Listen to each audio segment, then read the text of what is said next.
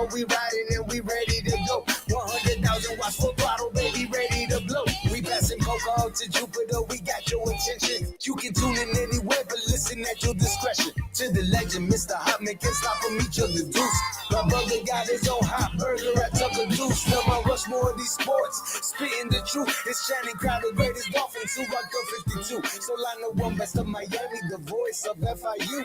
We reppin' to Miami, the Heat and the Panthers too. We reppin' for the Marlins, the Dolphins, that's how we do. We reppin' for the Crips, so it's always about the you. Hey Jimmy, please get a Pell on the phone and tell him that it's home. I finally got his name on the song. Can't do it wrong, cause it sounds so sweet. You spit the facts while I keep the crowd on their feet. Football season be the reason that I be bringing this heat. Georgia music representing 104.3. Hey, welcome to the show. Welcome to the show. Welcome to the show. What do you want to talk about? Bam went crazy. I mean, he posterized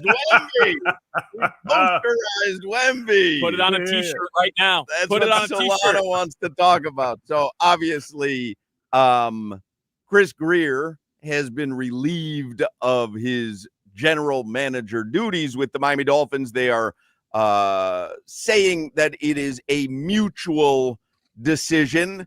And by the way, there are plenty of times I've had a bad show, and if someone came to me here and said, would you like to mutually agree to never do that again? I would probably go, yeah, you know what? I would like to mutually agree. And I can't imagine watching that game last night. I mean, that was embarrassing. It's what we talked about with the Indianapolis game week 1. Yep. And then the beginning of the New England game week 2. And then the Carolina game and the Chargers game, where I kept saying, at what point is it just embarrassing? Yes, sir. Where maybe you love Chris Grier, you trust in him if you're Stephen Ross, you love Mike McDaniel, you trust in him, you just say things are going to get better. But at some point, the embarrassment gets too loud. And last night, you're on primetime network television. They're booing you at home. It's obvious that you can't get anything done, that you're not going to win, that you're going to be embarrassed again. And it obviously just got a little bit too much for Stephen Ross. Something had to change, and something changed. I know a lot of people wanted a head coaching change as well. That apparently is not going to happen. They have said through sources that Mike McDaniel will be there the remainder of the season, but Chris Grier is the first domino to fall. And we'll have to see what other dominoes are in line. I have my notes from yesterday, and I went on this long thing about to get to 3-6 is not just 3-6. It's about gaining the respect back of football on national TV, primetime game. You go out here, compete with the Lamar-led Ravens. It was the total opposite way. You proved to the world what they were already thinking through player-only meeting gate, through Tua snitch gate, through all the gates. Okay, let's see what the Dolphins have. Not just getting beat by a better team, couldn't line up. Crowd noise at home. Like, I'm embarrassed. Right, yeah. Tua can't get the snap off in Hard Rock. Like, it was just piling on embarrassment for Stephen Ross. Did Chris Grier have something to do with Tanner Conner not knowing where to line up about 8 plays in a row? I don't know. But I just know that was embarrassing to watch. That wasn't the top level of football. Chris Grier did not call that fade to Devon Achane in the corner of the end zone. When, by the way, no one ended up in the corner of the end zone. But that wasn't Chris Grier. But again, didn't we talk? Was it the beginning of this week where it was like either or? If it's only one, if it's Grier or McDaniel, which one did we choose? I don't even recall. I don't think we ended up choosing anybody, but I do know all offseason we talked about, is it the chef or is it the person buying the groceries?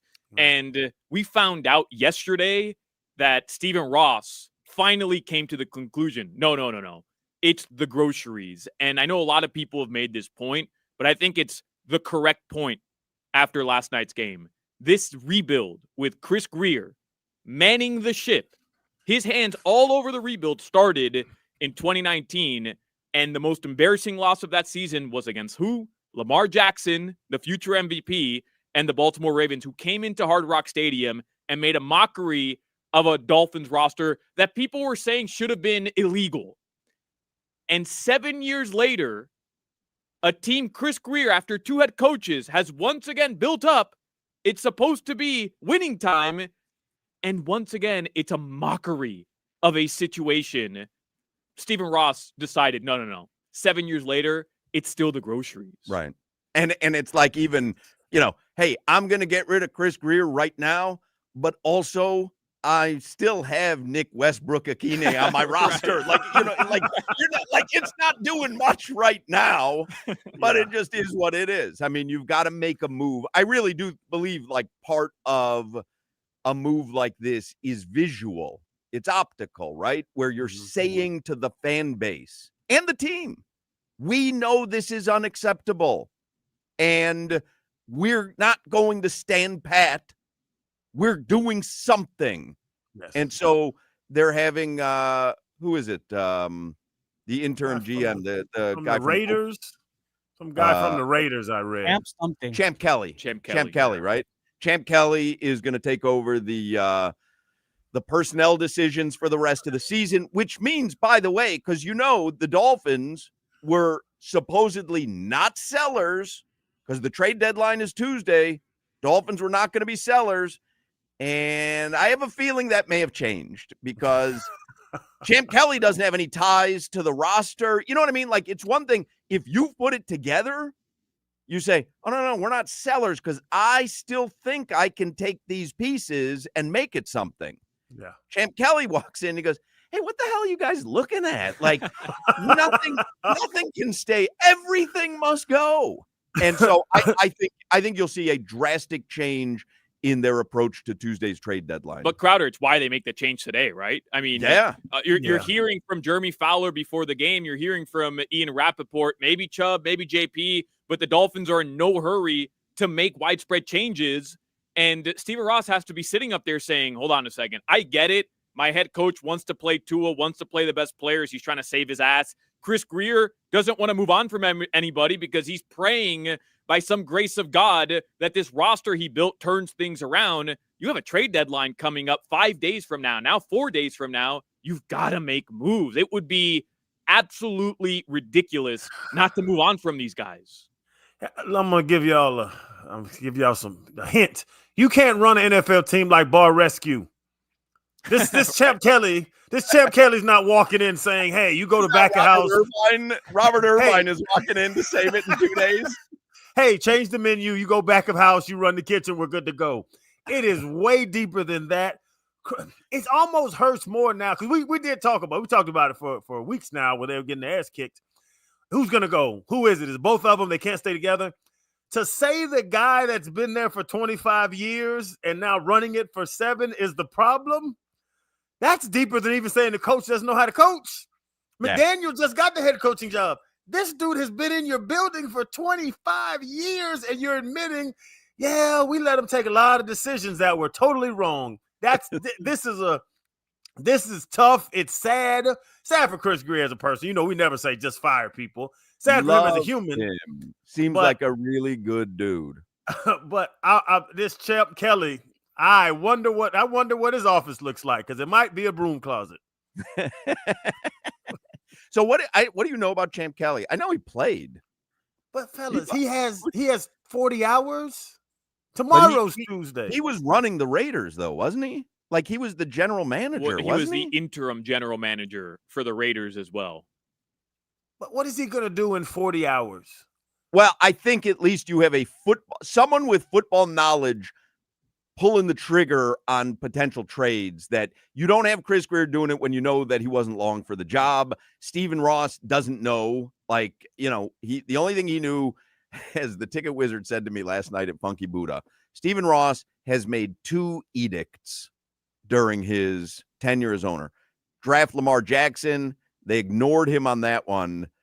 Oh, who was it that they listened to him on? I got to get Barry to text me because, it was like, wasn't Jakeem Grant. Who was it? It's somebody where he was like, I like that. Who was a little guy? I'll find out. But it's like he doesn't know football. He needs to bring someone in. Champ Kelly.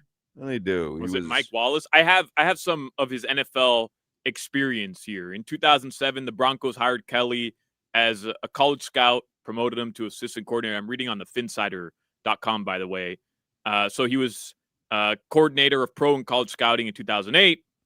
In 2010, promoted, made him the assistant director of pro personnel. In 2015, he became the Bears director of pro scouting, promoted in 2017 to assistant director of player personnel.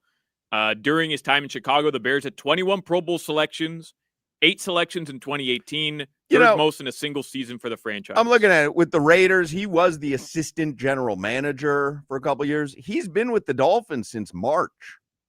I didn't know that. Oh. He's been with the Dolphins. In March, Kelly was hired by the Miami Dolphins to serve as senior personnel executive. Oh, okay. So he got his foot in the door, knowing something was about to happen. Yeah. Hey, or they brought him in. They brought him in saying, "Hey, help Chris Greer. He needs help. Help Chris Greer. Also, help his ass out the door." He's carrying boxes right now. We're going to get to a lot of stuff today. Sports Talk on WQAM is presented by Paramount Plus. You can't count on much, but you can always count on Sundays with the NFL on CBS and Paramount Plus. Watch your local NFL game live every Sunday all season long. Visit ParamountPlus.com/NFL to get started today. Mike Cugno is going to join us today. Chris Perkins is going to join us today. They were both there last night and have, I'm sure, plenty of observations about what transpired last night and what has transpired today. We've got one final pair of Heat tickets to give away. Heat and Blazers on November 8th. Heat lost to the Spurs last night. We'll hear about that in headlines, but we will give away that pair of Heat tickets sometime before 6 o'clock. Headlines with Solana, who is dressed as Little Red Riding Hood, brought to you by Doral Hyundai, home of the Pricito, our lowest price. Visit us at Doral Hyundai or DoralHyundai.com. I love the idea of Chris Greer telling everybody, hey, we're not taking any phone calls. Put your cell phones away. Cancel the telephone line to this building, to Miami Gardens. We're not taking any phone calls. And then today, Champ Kelly sets up almost like a telethon. Everybody working the phones. Let's go. Answer every phone call for everybody. I'm not kidding you. I have to imagine it's one of the biggest 180s you will ever see a personnel department, because Chris Greer, they did seem to be kind of in this mode of, unless something, knocks our socks off, we're going to ride with what we have. And if you're Champ Kelly, I mean, you're auditioning perhaps for a role, and you've got like a week to get it right, when some general managers get 5 years to get it right. 4 days. 4 days to make some sort of. Now, again, he's not getting anybody great. It's what can he get in return for some of the guys who are wanted by other teams? Can he get something of value for Jalen Phillips, Jalen Waddle? I hate saying their names because I like these guys. Bradley Chubb, like, we could go down the list and we'll see what Champ Kelly does. He has to do something, because if you don't do anything, you're doing exactly what Chris Greer told us he was going to do. So we didn't bring you in to be a little Chris Greer. Well, though, you could go to Steve Ross and go, these guys are so bad that I can't even saddle you, whoever the next GM is going to be. If it's not me, I cannot saddle you with a 7th round pick for Bradley Chubb. Not going to do it. But here's the problem, Hoch and Crowder. You have a ton of guys on this roster that you've got to know what you have in. Quinn Ewers, Ethan Bonner, Jason Marshall Jr., Jordan Phillips, Isaiah Johnson. You got to know about Savai Naya. You got to know about Kenneth Grant. Like, there's just a ton of guys that aren't playing right now because obviously Mike McDaniel and Anthony Weaver are playing for their ass, right? But you've got to know. So what does an interim general manager do? Hey, we're moving all the guys you're playing ahead of them because we have to figure out what we have in these players we put draft capital in, because if we don't have anything, we've got to move on from them, and it has to start now. So, like, even Jalen Wright is a guy that's interesting. Yesterday, he was inactive again. Inactive after Mike McDaniel. Hoch, we spent an hour on the pregame show playing sound from McDaniel talking about how valuable it is to have 3 running He backs. had a good game. He had a good game against Atlanta. And then he benches him and he elevates for the first time in his career Taj Washington, who fumbles on his first ever NFL reception and kills the Dolphins, leading to the first touchdown for Baltimore. It just makes no sense. Even a guy like Jalen Wright, who you drafted with a 3rd-round pick, you're not getting that for him. But if you're not going to play him, Mike McDaniel, well, you might as well move on from him. Right. I just think that's one instance. There's so many guys like that. Minkah Fitzpatrick, next season, not guaranteed $15.6 million. Bro, if he's not in the long-term picture, what can you get for him? Like, that has to be the mentality going into Tuesday. And how do you bring an all-pro by Minkah and he makes no plays for you? You trade your corner and Jonnu Smith and Jalen Ramsey for him. Has Minkah made a play? Correct me if I'm wrong. I have not seen Minkah make a play. What about Zach Sealer? I mean, you gave him a bag of money. He's been pretty quiet. This damn Champ Kelly better have some magic in his back pocket, because I think now, to Solana's point, is he here to fix the team or just start a big evaluation? Because I think it's the latter. I got a text from the Ticket Wizard. They didn't listen to Stephen Ross when he told them to draft Lamar Jackson. They did listen to Stephen Ross when they told him to take Jakeem Grant. And it just, like, why? Like, you had a 50-50 chance with your owner, and you chose the wrong guy. I'll tell you what. I'd rather watch Jakeem Grant and Jarvis Landry right now than Taj Washington and Malik Washington fumbling. Crazy annoying. I mean, crazy annoying. Anyway, give us headlines, because Cunha is going to join us. I want to talk with him. Dolphins, by the way, currently slotted to have the number 4 overall pick. Which obviously will change, but that's where it currently stands. The Heat yesterday, close game down the stretch. No Norman Powell. We figured Bam did have a big game. Took 13 3-point attempts. He did? 13 3-point attempts. Where'd that come from? He's shooting threes this year. He's going to see blow his. Last year was a career high in 3-point attempts. All 13. He made 4 only. He made 4. I'll tell you what, Bam hitting 4 threes in a game. I would have lost that over under, because I bet it was set at a half. Yeah. I hit a parlay last night. I lost every Dolphins bet I made. Tua. Yeah. Anyone see this clip that's going viral on social media? That intentional grounding where he could have run for 60 yards. Did anyone see that? Yes. He's hearing footsteps or something. Like, he's so out of it. He kind of rolls a little bit to the left. There's no one there, including a receiver, by the way. And he just buries the ball. He's not outside of the tackle box. He buries the ball into the grass. He could have run for 15 yards. I had Tua over 2.5 yards rushing, and he had 1 rush for 1 yard, which on that 1 rush, any other quarterback would have gotten 5 yards. But he had to slide way too soon. So frustrating. The only bet that I won last night, I did a parlay. Wemby double-double, Bam double-double. And Bam was stuck on 9 boards, like, I don't know, 8-9 minutes into the fourth quarter. I'm watching the Dolphins, but they did have one TV at Funky Buddha up on the Heat. And I guess I had talked about it so much. One of the servers came over to me and they go, "You got your 10th board." I didn't even see it. The guy's like, "You got your 10th board." I was like, all right. I had 2 over. I was hot about that one as well. Had Lamar Jackson over 34.5. How many end with? Maybe 13? No, 16. 16. Yeah. Had that one run. For why the would why would he have to run? We weren't even around him. Yeah, yeah. Zay Flowers hit 64. I had a 66. All my props went to hell.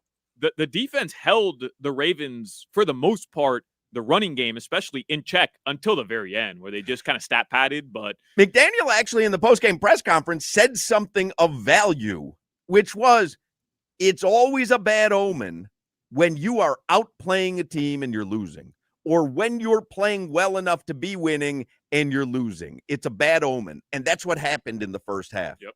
But they had scoring opportunities. I haven't gotten to Riley Patterson yet. I will. I was inundated with DMs, so I imagine you were as well. Oh, you're talking about the only guy that scored yesterday for the Miami Dolphins? The guy. Wait, you're talking about the only guy who put points on the board for the Dolphins yesterday? I'm talking about the guy who's the kicker for the only team in the NFL that doesn't have a 50 or more yard field goal this season. Knocked it in from 49. The only team in the NFL 49 that does not have a 50-plus yard field goal this season is the Miami Dolphins. Now, why do you think that is? It was actually 50. Bad spot by the official. By the way, Tua's pregame speech. Oh, my goodness. He meant 4 quarters, right? He said 4 hours. He said 1 hour. What did he say? 60 minutes. 60 minutes. 4 next hours. 4 hours. He meant 60 minutes next 4 quarters. I have to believe that. I have to believe that he misspoke. There was no emotion in his voice. That was weird too. It was like almost like a high-pitched squeal. Just think about, you're under this awning. You're about to run out in front of 60,000. Well, however many's out there. Well, let's say 60,000. That's what that's the hypest point of the pregame is right then. Here come, fellas. Let's go out here and do our thing. Come on, guys. Fins on 3. Fins. Yeah, y'all's ass getting work. We're gonna sell. Yeah. You just know the producers at Amazon were like, "Oh, that's gold. We got gold right there, man." Because, like, he's not hyping anybody up with that, bro. He's not hyping a peewee football team up with that speech. Ollie Gordon getting yelled at by Stutterfield and not doing anything wrong, then him slamming his helmet. Like, whatever you thought about the Dolphins with all this stuff going on over the last month was confirmed last night. There's when you watched troubles. that game. There's trouble. Yeah. Oh, this team, not just football wise, this organization's in trouble. That's what you're looking at.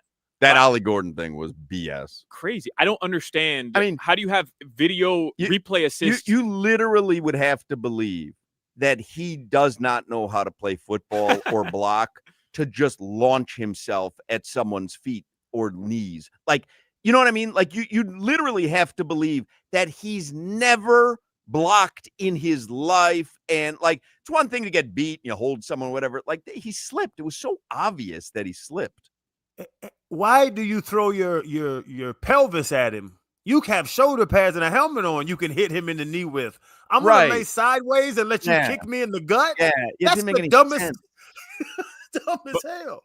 But explain to me why the NFL implements immediate video replay assistance for the referees on the field. We've seen it where a play is not ruled a touchdown, and within seconds, it's overturned. We've seen a play not ruled a first down, spot in the field changes within seconds, but you can't phone in to the referee to tell him, hey, that's not a penalty right there. That takes away a massive play for the Dolphins. I think by the book, it is a penalty. His body went into the lower body of the person who is trying to get to I don't know if it was the rusher or the quarterback. Yeah, rushing, yeah. So I think by the book, it probably is a penalty, but he slipped. No one has blocked that way in the history of the league. No one's blocked moving into a horizontal position, like they're trying to stop a free kick, and when they lay across the other guys. Like, I don't know. I want to talk to Cunha, so let's wrap up. He's coming. Log roll. Yeah, no one's ever done that. By the way, Crowder, just to end it here, you're wrong. Minka Fitzpatrick did make a play yesterday, collided with Dante Trader in the open field, so Mark Andrews could score his second touchdown of the game. The funniest. Like, we burst out laughing at Funky Buddha when we saw the replay and they just slammed into each other. Burst out laughing. This Trader is questionable addition. I'll tell you that much. That is the Minka Fitzpatrick Dolphins legacy right there, running into Dante Trader. Your weather in South Florida right now, gorgeous weather, man. Today is beautiful weather. Yeah. It's sponsored by Chill Zone AC, featuring reliable Root AC systems. Make your AC great again. Visit chillzoneac.com. All right, Mike Cunha from CBS 4 and Dolphins Weekly live and the Dolphins pregame and postgame on CBS. He is going to join us in the next segment and give us his thoughts on everything happening here on Rob Schneider's birthday. If you were celebrating last night, Ravens fan or Dolphins, you were mourning.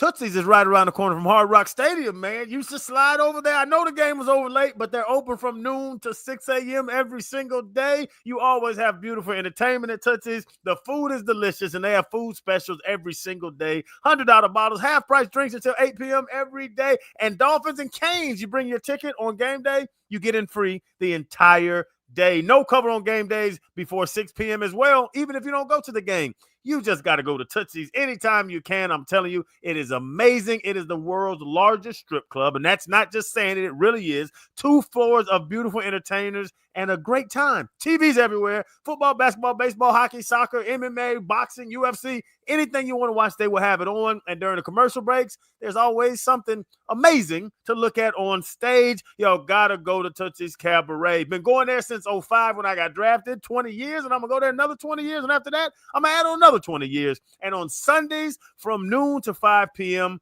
$10 menu, $10 meal now. You don't hear about that this day and age. Tailgate takeover, $10 between noon and 5 p.m. Chicken wings, smash burger with fries, fried shrimp and fries, cheese pizza, and chicken nachos on Sundays from noon to 5 p.m. Only $10. You gotta go to Tootsie's Cabaret. I'm telling you, before the game, after the game, randomly, if you leaving work, don't want to sit in traffic, 95's backed up, jump off, head to Tootsie's, wait for the traffic to die down. You'll have a good time. Check out Tootsie'sCabaret.com for more information. You're listening to the Hoch, Crowder, and Solana Show. Nothing in the world rhymes with liverbird. Absurd. WQAM broadcast.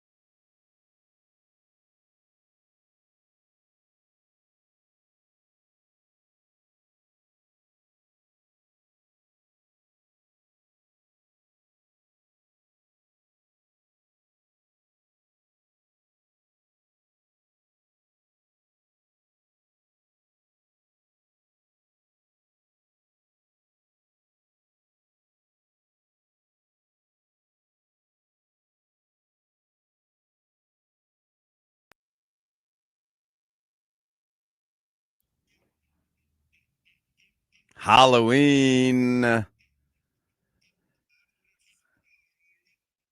And Chris Greer, the spell he put on Stephen Ross has finally been broken. All right, we're going to get to Cunio in a second. First, if you want to win the sports weekend of a lifetime, Dare and Hard Rock Bet have teamed up to give one lucky winner tickets to two epic rivalries, the Florida versus Tampa Bay hockey game on November 15th and the Miami versus New York NBA game on November 17th, plus $1,000 cash and $500 in bonus bets. Enter to win by heading to Dare Day Club at the Seminole Hard Rock Hollywood Hotel and Casino every Sunday from noon to 4 and placing $50 in bets on Hard Rock Bet. It's the best place to watch, win, and party every game day. Don't miss out. You've got till November 5th to enter. Ready to roll? Offered by the Seminole Tribe of Florida. Must be 21 plus and physically present in Florida to wager. Terms and conditions apply. If you or someone you know has a gambling problem, please call 1-833-PLAY-WISE. Mike Cunio is on the Toyota of Hollywood hotline. You saw him on CBS 4 last night. I mean, you see him on CBS 4 almost every night, and he hosts Dolphins Weekly Live, and you see him nationally on CBS Sports HQ. I watched the entire post-game show last night with Cunio and John Kangemi and a sad Kim Bokamper in the bowels of the stadium. So, Cunio, we learned today that Chris Greer has been relieved of his duty. I'm sorry. Chris Greer mutually agreed to be relieved of his duties, whatever that means. What do you make of what transpired from last night to today when we heard the news? Well, let me just say this. It feels like every single week, at least the weeks that came with a loss, it felt like everyone was kind of on standby. Like, what's going to happen? Who's going to get fired? Is someone going to get fired? And it finally happened tonight.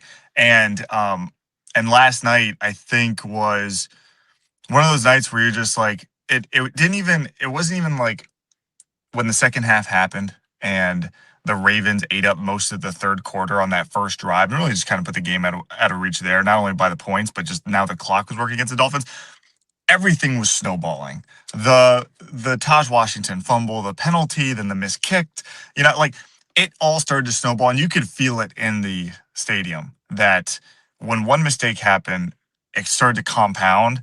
And I think this was just kind of coming. It was just, at what point was it coming, and who the, I don't want to say fall guy, but who was going to be, I guess, the first domino to fall. And now we have Chris Greer out. And you know what? Owner Stephen Ross said it last year. The status quo couldn't stay the same, and here we are. The status quo was the same. They were literally 2-6 a year ago. They made a little bit of a run, but to be 2-6 again 12 months later, that's where the change came. And Mike, talking about the dominoes, like, were they already lined up when anything went wrong? Because not scoring in the second half, embarrassing, pre-snap penalties, having to call 2 timeouts when you're down in the third quarter because Tanner Connor is blind. I don't know what the hell's wrong with him. Like, it didn't look like I can't say Tanner Connor. Out of all the things that have gone wrong this season, Tanner Connor. He's got tight end PTSD. Oh, that's true. Yeah, it's tight end PTSD. I hear Tua yell on TV, "This side, Tanner. This side, Tanner. Get lined up, boy." But, like, I didn't look at that game and say, "Oh, this Chris Greer doesn't know what he's doing." Like, were the dominoes already lined up? If somebody was going to go, Chris Greer was going to go. Yeah. So people always come up to me and they're like, "Are they firing McDaniel? Are they benching?" I'm like, "What are you accomplishing at this point of the season? Firing the head coach or benching the quarterback? Then you're just punting on everything, right? Like you've admitted that you don't care about the next half of the season. You can't do that as an organization." But I think just everything kind of coming to a head. You just look at the contracts that look, and credit to Chris Greer, because there was a year he went for it, and he really went for it. When you bring in Armstead, Ramsey, Tyreek Hill, you kind of put all your eggs in the basket. They went for it. Some of these contracts didn't end up working out, and now you're kind of saddled with them. I think in the domino to me is looking at, okay, where are we as a team? Is there a light at the end of the tunnel? Is this just growing pains? No, because some of these contracts are going to be prohibitive going forward, and now you're going to have to work around it. Whoever the next guy is, in terms of the general manager, is going to have his hands full in terms of doing some sort of salary cap gymnastics, or you better be like the best scout ever and find guys like who can play like at a pretty decent pay rate. This is going to be a tough like if I'm out there, like let's say there is a change at coaching, and I don't know if there will be, but if there is one, I look at that and I go, I'd want to be a coach down in Miami because I could attract free agents down to South Florida and all that stuff. If you're a GM, how attractive does this job become because of where they are with some of these big contracts and what they're going to have to do? This is going to be a tough job. It's going to be a big test for whoever the next guy is. What do you think was or had the most important impact on Ross finally pulling the trigger on the move, Cunio? I know you mentioned the record, and maybe that's what it is. But I think also the game yesterday, again, the Dolphins, the talent gap, as you're mentioning the roster, was just so clearly the gap hadn't narrowed from a couple seasons ago when in 2023 you got blown out in Baltimore. But what about the fan base? You had people wearing brown paper bags on them again yesterday. You have now on social media a lot of fans claiming that they're canceling their season tickets, proving that with screenshots of the cancellation. You've had the banners. Like, I wonder, was yesterday the final straw? Stephen Ross looking down, they don't score a touchdown, and he sees more Ravens fans than Dolphins fans. I wonder if that's what finally was like him saying, that's it, something has to be done. I think you hit the nail right on the head. So to me, it's like, yes, you look at all the football stuff, right? Obviously the record and what they have in terms of the future of their team and the contracts and everything. But as an owner, you're in the building and you're watching. And there was I kept saying to Kajemi last night, I was like, are these it's a lot of dark jerseys. Are these the new those throwback or those rivalry jerseys? Like that was trying to figure out, because the last time we had a primetime game, that's what. But then you look and it's just 8, 8, 8, 22. You know, like it's a lot. There was a lot of Ravens fans in there, and then to I think see that, hear that post game, there was what looked like more than a few hundred Raven fans that stayed behind for the Amazon post game with Lamar Jackson. They were very loud. You can probably hear them on our post game when Kajemi and I were out there on the field. There was a lot of Ravens fans there. And then any shot you saw on the television screen was fans booing and saying things you couldn't repeat with audio. Like it was, I think you're right. At some point, as an owner, he probably that had to factor in, right? Hey, like you're just looking at everything. You're wearing purple right now. Purple's my favorite color. It's the color of royalty. Yeah, it's the color of the Ravens. What do you want from me? I'm just telling you. I mean, if we're looking for clues here, they got the Dolphins post game weekly guy wearing purple for the Ravens. Crazy. Don't worry about your co-host here is some sort of werewolf or Shaggy Doo. Yeah. I thought he was Little Red Riding Hood. I'm the big bad wolf. Like, what don't you guys? No, you're not. Little Red Riding Hood needed electrolysis. I thought those number 8 jerseys were for Matthew Judon. You're saying they were for someone else? They're the Matthew Judon jerseys if they come with the long sleeves, you know, like the long orange sleeves. Then that's Hey, Mike, you bring up the next GM, which Champ Kelly, he's been in the building. I just found out today since March. He was some associate scouter or whatever the hell it was. Yeah. What can he really do before the trade deadline? Or is he expected to do anything? I was saying that Chris Greer came out and said he's not doing anything. So now Champ Kelly has to do something because he can't go along the same path that Chris Greer was going, who just got fired. Well, is Champ Kelly, and I don't know, is he a serious candidate for this job? That would be my question, because if he is, then maybe, you know, that's the thing. Like, if he's the GM or the future GM, then obviously Stephen Ross would be like, okay, start making your moves. But if he's not, how do you say yes without someone else signing off on this? Like any move, I feel like has got to go up the chain of command here, because if you're just going to get rid of players that the next GM would want, what are we doing? What are you doing? It's almost like I could imagine the Dolphins standing pat in terms of the trade deadline just to give whoever's next, okay, now you do what you have to do. But I could also see them being like, hey, get what you can get for guys. There's a lot of talent on this run. You know, and Solana, you mentioned a talent disparity. I'll disagree with you a little bit there, only because that first half, the Dolphins clearly outplayed the Baltimore Ravens. That, like, aside from the couple mistakes that turned, I know that counts in football. Obviously, you can't theoretically beat someone like Mike McDaniel said his post game, but man, they outgained them by more than 100 yards. They were inside the 35 4 times. Like, had they been able to execute, that game could look a little different. But Cunha, I think that kind of proves my point, in my opinion, which was the Dolphins outplayed them, had 100 more yards, and were still down 14-6, despite the Ravens being more talented, not playing their best brand of football. They still had to lead, But you know what I mean? But to me, the defense, man, the defense nearly got that stop at the goal line. They took them to a 4th down. I mean, I'm just trying to find, there are, I think, little pockets of positivity. It wasn't in that first half wasn't complete. There's good players on the Dolphins, but the team top to bottom is super top heavy. We've talked about this a million times. It doesn't work. I think we've seen enough. It just doesn't work for whatever reason. It may work on paper. It just, whatever reason, it's not working. And I don't know. It's like I said earlier in the show. Chris Greer didn't call the fade in the end zone to Devon Achane. That's not Chris Greer's fault. Someone called that or someone but Chris Greer is the first domino to fall, like you said. 4th and 2 in the red zone, and they lined up, and I said it out loud because I heard myself. I went, empty backfield. And I don't know what that play was. It was a terrible play. I would have rather to have gotten to the line, looked at that, and been like, timeout. Let's just naked boot. Get out of here. I've been calling for that naked boot. He would have waltzed into the end zone untouched if they ran that naked boot right there. I was going to ask, who things faster, Tua or Hochman? Oh, I got Hawk. Yeah, Tua. No, I'm fleet of foot. I got to tell you real quick because we're out of time. So we're watching Cunha on the video feed, and he's jacked. I mean, the dude is jacked. Yesterday, my friend Todd is in town from Chicago, and we're watching the game at Funky Buddha. Me and Crowder and Todd's there, and the Ticket Wizard, and so Todd only listens to the show on the podcast, the audio podcast. He doesn't see any of the video, so he kind of knows the players on the show.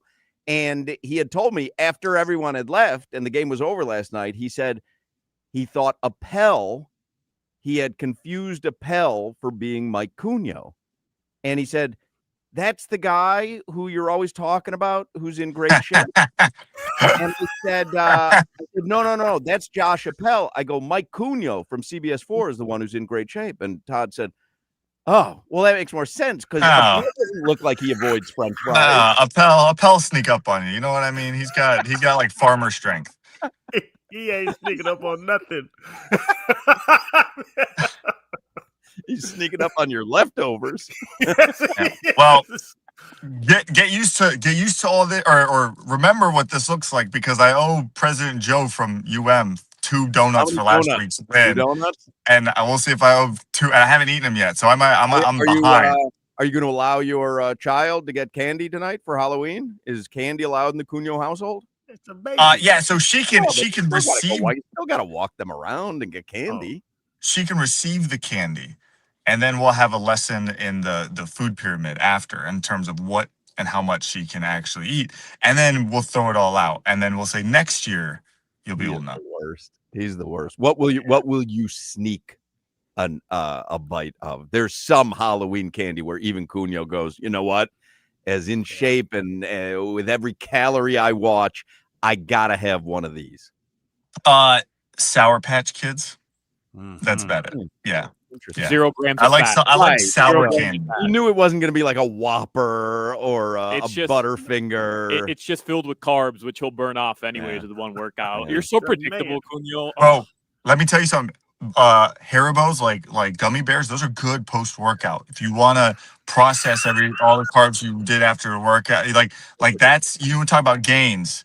Have a little bag of. He's every TikTok gym bro on TikTok. By the way, Cunha, I know you found the perfect lighting wherever you parked. We see right through you. He looks good. It's a beautiful day here in South Florida. You don't need lighting when you look that good. Like, he just genuinely looks good, but he takes care of himself. I radiate, Solana. That's what it is. All right. See you, Cunha. We gotta go. I'm glowing.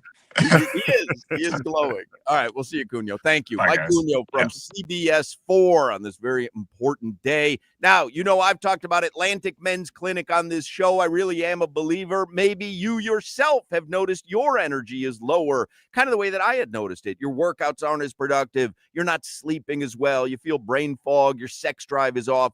If you're experiencing some or all of those symptoms, it's likely you have low testosterone. And if that's what's going on with you, don't wait. Call Atlantic Men's Clinic today. Start getting treated for that low T. And again, I'm speaking from experience.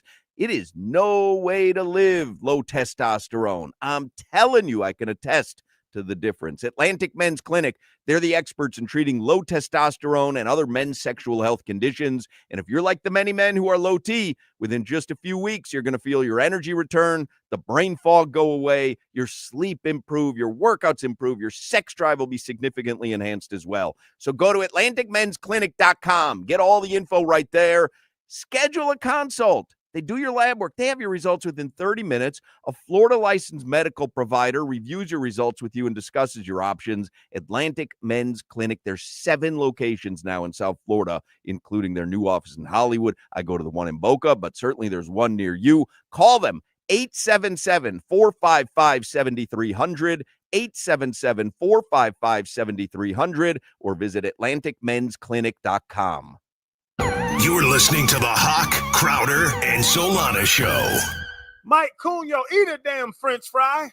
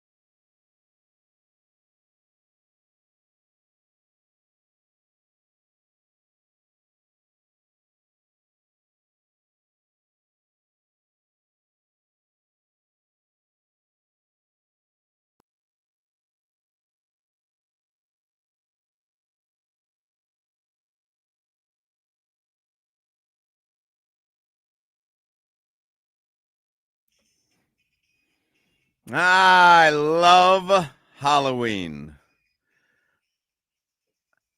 I will be 56 years old in November, and I still love Halloween. I wish I could go trick-or-treating. I wish I had someone, maybe I'll have a grandson or granddaughter one day, and I can go trick-or-treating with them. But I still love Halloween. I love hearing all the music. I like seeing the costumes. I like the pictures on Instagram and Facebook, and like just one of those holidays that I love. Solana is changing costumes. He's gone from Little Red Riding Hood to Little Red Riding Hood? What is this? It's another red costume. Lucha Libre. Not Nacho Libre from the movies. Jack Black. Not Nacho Libre. I'm a Lucha Libre. Lucha Libre. Yes. A luchador. El Luchador. El Luchador. That's right. Look at you. And do you have a new costume every hour, or is this going to be it for the costume change? Every hour. And you know what? I'll push back a little bit on you being such a big Halloween guy, considering you didn't dress up for Halloween. Actually, I'm outdoing you today on Halloween. I've got 4 costumes. What do you have? That is fair. I say I love Halloween, and then I show up in my LLB. But in fairness, I just forgot because my son isn't home. You know, he's at college and we live in a building. There are no trick-or-treaters. And so I literally just forgot. Lori even said when I was leaving the house, she said, aren't you dressing up for Halloween? And I said, oh, I guess I'm not. So I did not. Would you like to borrow one of my costumes? Nah, I'm fine. But I love Halloween. I really do love the holiday. Put on the Little Red Riding Hood. Please put on the Little Red Riding Hood. I'm not putting on that house dress that he has been wearing for a decade that probably gets stored in his glove compartment. It's been in that Publix bag since 2015. I've never washed it one time. Yeah, you can tell. It is just vile and disgusting. Yeah. We've got a lot to get to. I can start, if you want, with 15 minutes of Game Day Uncensored, brought to you by the Lexus DX. Room for all your passions and 3 rows of luxurious comfort. Experience amazing at your Lexus dealer. I was going to talk about the game last night. That was the plan, and we still can, because there are issues with Mike McDaniel still, and with Tua, and with the roster. I mean, I made the joke about Nick Westbrook-Akine earlier, but like they have, Arande texted me today, and he said, they could have had 2 legacy tight ends. I'm sure he's talking about his son. Who's that white guy that's been killing it? Mason Taylor. No, not Mason Taylor. Not Mason Taylor. The Indianapolis guy.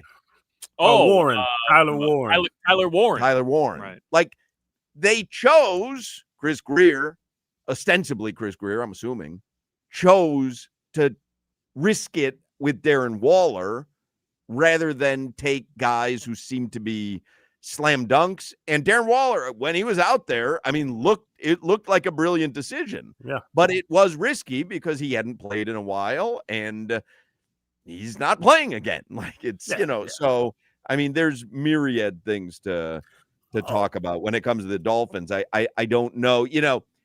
I thought if they made an in-season change, it would probably be McDaniel. Especially now, you've essentially got 3-4 extra days, for a interim head coach to come in and get ready for the Buffalo game. It's got to be the weirdest vibe around that facility, where you're in the mid. What are they? 2-7? 2-7. 2-7. You're in the midst of just a brutally awful season. You just got embarrassed on national TV. Your losses this year, the majority of them have been embarrassing losses. And now the general manager is gone. The trade deadline's coming up. You've got to assume Mike McDaniel has to feel or appear as dead man walking. Like, it has to be one of the strangest vibes that a team could ever go through. This is a season unlike most professional athletes probably will ever experience. I'll tell you, the young dudes like Kenneth Grant and all them, they don't know what the hell. Like they can't see the tea leaves. They don't know McDaniel's getting fired. Like this is the NFL. It's crazy. This NFL stuff's nuts, man. These people are crazy because a lot of them were successful in college and high school and all. The old guys know. The old guys are walking around uncomfortable because they're like, yeah, and some of them been through it already. Yeah, these boys, it's gonna be about 8 of y'all here next year if y'all don't see this on the wall. The funny thing, though, with getting rid of Chris Greer, and you're right, and we've been through it, these draft picks and the first round with Austin Jackson, Tua, Noah Igbenogany, like we've been through the names. Tyler Warren, you bring up OG, Mason Taylor, too, who's playing well for the Jets, Jason Taylor's son. You can bring up we could have had Andre Johnson at one point. I remember that conversation when I first got on radio. There is zero immediate impact on firing a GM. There's no practice change. There's no schedule change. There's no offensive play call change. We're going to watch this same exact team, and the general manager's little nameplate is out of his door. I don't think you're going to see a change in this team because I do not remember seeing Rick Schmidt and Jeff Ireland and those guys. I didn't see them during the season. You'll see them once in the locker room after games. They have no immediate impact on what goes on the field or at practice. But there is nothing you can do to this roster right now that brings about immediate change. Crowder. It's not like the team is 3 years away. It's not like the team is 3-6 and like last season they were 2-6, but you're getting your starting quarterback back. Maybe you fire a coach, and that kind of brings about a new intensity and new aggression. There's nothing you can do to this roster at this point that this is a statement. Anything. This is a statement fire. By the way, speaking of statements, here's the actual statement from Stephen Ross today. This morning, I made the decision, along with general manager Chris Greer, to mutually part ways. I have incredible respect for Chris and his family, and I want to thank him for his many contributions to the Miami Dolphins over the past 26 years. As I assessed the state of the team and in my discussions with Chris, it became clear to both of us that change could not wait. We must improve in 2025, 2026, and beyond, and it needs to start right now. Champ Kelly will serve as interim general manager effective immediately, and we will begin our search process for a new general manager. I want to thank Champ for stepping up and his commitment to the Dolphins' success this season. There is a lot of football left to play, and we all need to fight even harder. I have always been and remain committed to building a winning team that consistently competes for championships. I am incredibly proud of our leadership as an NFL organization and our continued commitment to the community, but our performance on the field and our team building process have not been good enough. There are no excuses. I want to thank the fans for their continued support and passion for this team. You deserve a championship caliber team that you can be proud of. There's much work ahead to return the Dolphins to sustained success, and that work begins now, finishing the season strong, evaluating all areas of our football operation, and moving forward with a clear vision of the future. Beautifully written. Now we got to see the new moves. We got to see who that guy is. If it's Champ, if it's not. But I might not have worded right. The fans that are thinking this is going to change anything, it just doesn't move needles for this season moving forward. That's what I'm saying. To answer your question, Lonnie, you said, what change can you make? Let Frank Smith call the damn offense. Like, what difference is it going to be? What difference is it going to do? Like, change something on the field. That's what I'm getting after. Do something on the field. Change practice. Let somebody write the schedule. Let somebody do some damn walkthroughs so Tanner Connor knows what's going on. Just something to change what I've been seeing for the last couple of weeks. You mentioned Tanner Connor. Huck, I can't remember the last time I've heard a quarterback yell somebody's name that many times pre-snap. Tanner, here.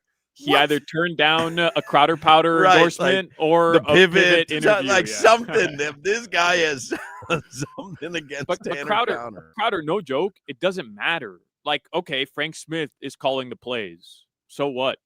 I don't see how that helps. I don't think the team has quit on Mike McDaniel. I'm not happy with Mike McDaniel, but I still don't think it's gotten to the point where the team has vividly, I don't know if you guys feel differently, but they've quit on Mike McDaniel. I don't think they've gotten to that point. No, but don't you think that, like, if we're talking, because he's hung up on Tanner Connor, I am hung up on a goal line fade to 5'9" Devon Achane against 6'4" Kyle Hamilton. But that wasn't the call, man. You think that was Tua? That was Tua Tagovailoa 100%. I heard Mike McDaniel's post-game Because he comments on almost that play. looked, because they showed McDaniel after that play, and he looked, I thought he looked pissed at the way that the play played out. Perplexed. But maybe he was perplexed that was what Tua did. I heard his comments after the game, and he didn't say that, but he was like, we're extremely confident in that situation, and that's clearly... It is a ridiculous conversation to have with you wearing that mask. But I mean, Crowder, in my opinion, going back to what you said, this is the message. Hey, roster, young guys, you want to be here next year?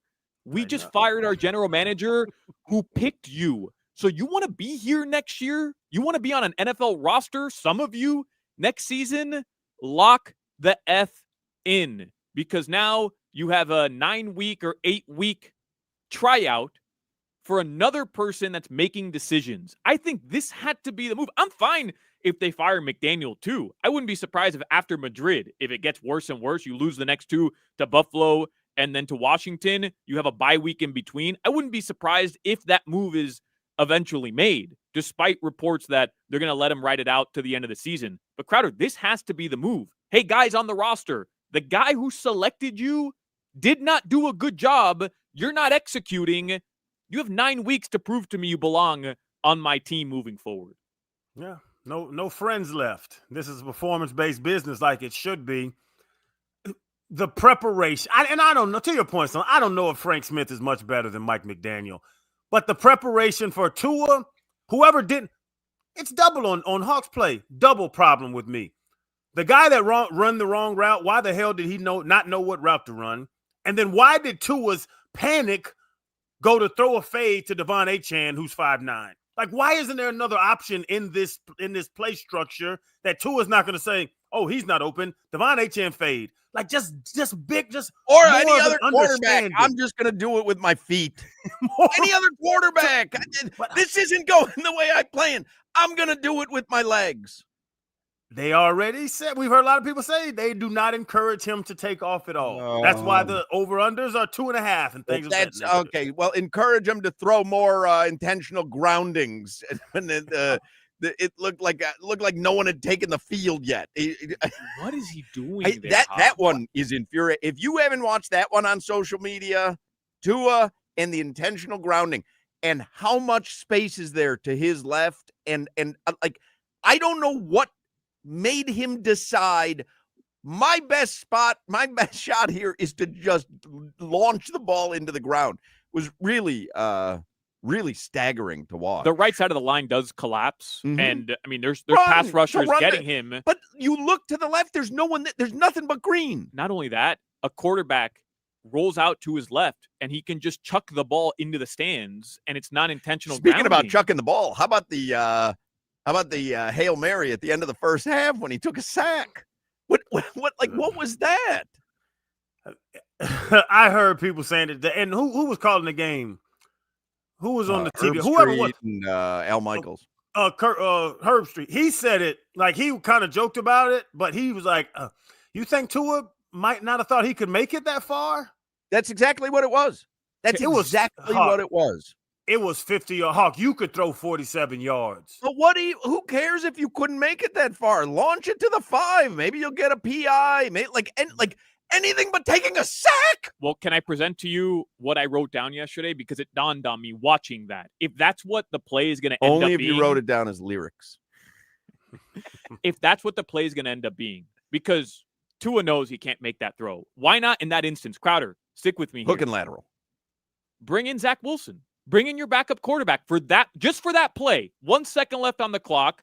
Bring in the guy who can make that throw just for that one play. Or bring in Jacoby Brissett and run it up the middle. Why not? Why not bring in the backup quarterback for that one play? In basketball, you have guys when you're up 1 and the other team has the ball with 0.6 seconds left. All they can do is tip it in. And you've got Vlad Golden, Michael Doliak, Jamal McGlure, who don't get on the court, but they have size and length. You bring them in for 0.6 seconds to defend the rim. That's all they do. Solana, Why not bring in the quarterback who can make the throw 50 yards to the end zone you don't just take a sack there? What's the point? I understand your thought process. I don't even have a problem with bringing in Jacoby Brissett to run quarterback sneaks because he weighs 30 pounds more than Tua, and he's big, he's long. He has a better chance of getting those 26 inches, whatever it is. I'm going to take out my $250 million quarterback on 50-yard passes or more. Right. That's because crazy. He can't make the throw. Well, then he shouldn't be your $250 million quarterback. But you can't acknowledge that on national TV. If it was a 70-yard pass, it's one thing. That, like, you're at midfield.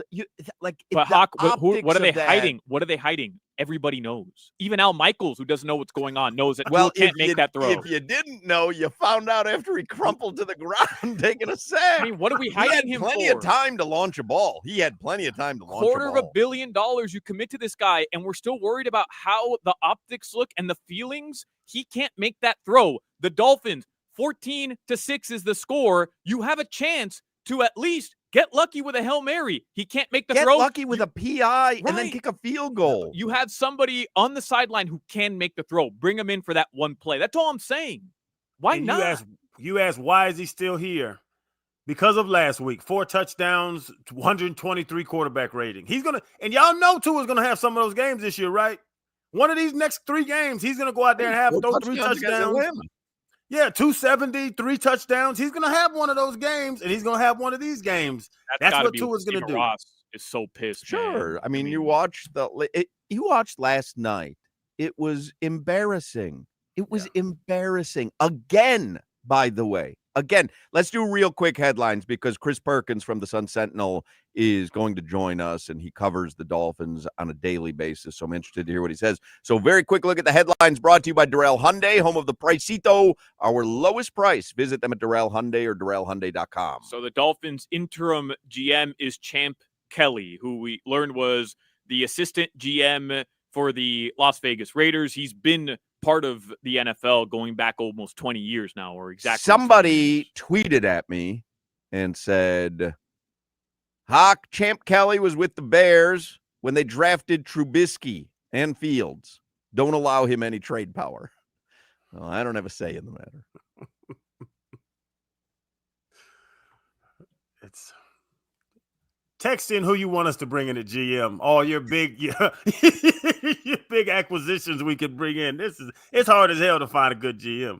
Yeah, and you can't do anything during the season, even though Stephen Ross and his yachts, he'll find a way to meet with anybody. But you can't do anything. Literally, that's what we need. We got to hire a move. We got to hire a mover and shaker that's down with getting a little dirty. That's what we need. Louis Riddick. You saw he tweeted the eye emojis. Yeah, Louis Riddick. Mm-hmm. I'm telling you. Been reading the tampering, not tampering. What is that? Let's be honest about it. You've been reading the YouTube comments, I see, because there's a Louis Riddick fandom that is. There it is. Robert Higgins says Louis Riddick. Yeah. They want Louis Riddick as GM and what's his name to be the head coach. The dude that was fired from Tampa for racist emails. John Gruden. All right. There you go. Fix the Dolphins. Chucky will bring some nasty to this team. He's going to cut about half the guys, though. Stop it. Well, I'm seeing here Colin Cowherd wants Lane Kiffin. Go get Lane Kiffin. That's what the Dolphins should do, according to Colin Cowherd. I wouldn't mind that. That'd be fun, at least. It'd be fun. It reminds me so much of Cliff Kingsbury, though. Yeah, totally. Yeah. Yeah. Because Lane Kiffin had a run in the NFL. Wasn't it for the Raiders? It might have been for the Raiders. It was for the Raiders. You know what? I think I'm the only one that's going to say this. Maybe I'll die on this hill, but I wouldn't mind Cliff Kingsbury. Went really bad for him in Arizona. I get that. But goes to Washington, turns Jaden Daniels in his rookie season into a Pro Bowl quarterback, goes to the NFC Championship game. I mean, isn't that what you do? You fail as a head coach, you go become a coordinator, you get another opportunity if it goes well for you as an OC. I wouldn't mind Cliff Kingsbury. I have no problem with Cliff. I'm just thinking when you said that name, he had what's Itsy Bitsy Spider in Arizona? The quarterback. Kyler Murray. He had Kyler Murray, who's very athletic. Then he went and got another very athletic Jaden Daniels. What kind of offense is Cliff going to run with Tua in the pocket? He can't move. Hear me out. Bill Parcells. He was lazy 10 years ago, Hawk. What is he going to do now? Brian Flores would be so funny. It really would be hilarious if Brian Flores was brought back to be the head coach. I think it would be really funny if Brian Flores, when he finds out it's John Gruden who sends racist emails. I want a camera on Brian Flores when he hears the announcement of John Gruden. By the way, so much for this entire conspiracy theory that Ross would never fire Greer because Greer's got skeletons in the closet. That was the dumbest thing people would go, oh, he would never fire Chris Greer until the Flores lawsuit is over. Yeah, okay. Yeah, that's going. Dolphins Twitter told me he'll never fire Chris Greer. It's not going to happen. Trust me. I know. Okay. Good Bill Cowher. Dave Wanstedt. Hey. Huh? Man, Ollie Gore's going to be so tired. Adam Gase. No, hell no. No. Cam Cameron. I will punch you in the head. He might. The Dolphin thing ruined his football life. I don't think he coaches anymore. Al Golden. He's had a good run as OC. Mario Cristobal. I like him at UM. All right. Cristobal, and then he drafts Carson Beck. Boom. No, Reuben Bain. Boom. Turn him into a quarterback. That's the best quarterback. Headlines because I want to have enough time with Perk. Okay, Reuben Bain. The Heat did lose yesterday. They're going to play on Sunday. They play the Lakers. No LeBron because his ass hurts. The Hurricanes do play tomorrow at SMU. That is a noon kickoff tomorrow. We'll get to some more college football scheduling coming up later on in the show. World Series Game 6 tonight back in Toronto. All right. That is at 8 p.m. Your weather right now in South Florida, partly cloudy, but a gorgeous afternoon, man. It's like perfect trick-or-treating weather. It was perfect football weather last night. It's sponsored by ChillZone AC, featuring reliable root AC systems. Make your AC great again. Visit chillzoneac.com. Last night, Halloween fell on a weekend. Me and Ghetto Boys was trick-or-treating. Play that song, Jimmy.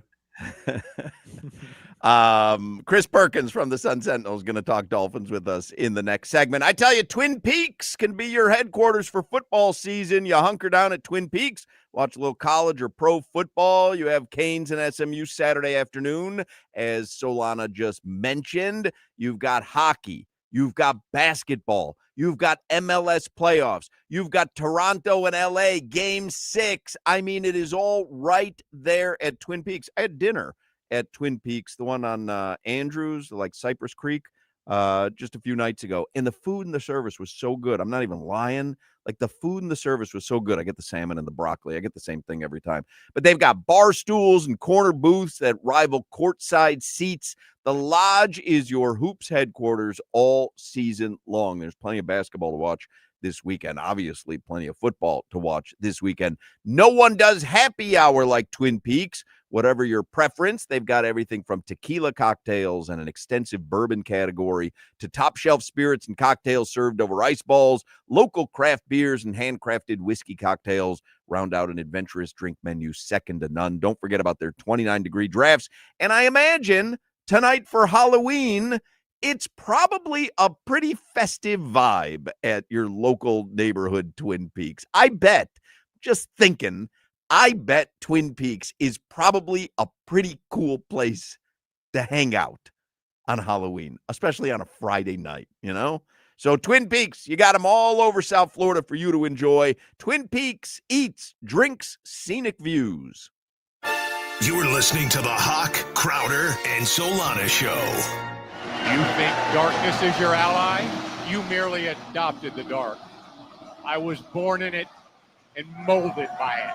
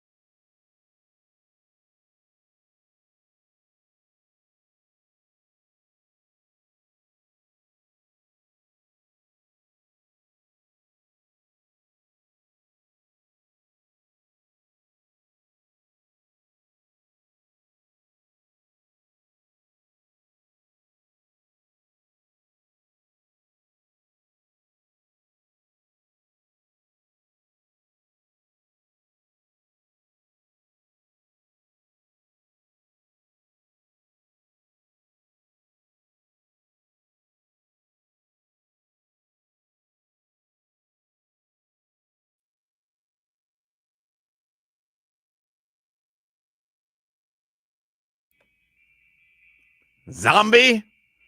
Good Halloween song. Zombie.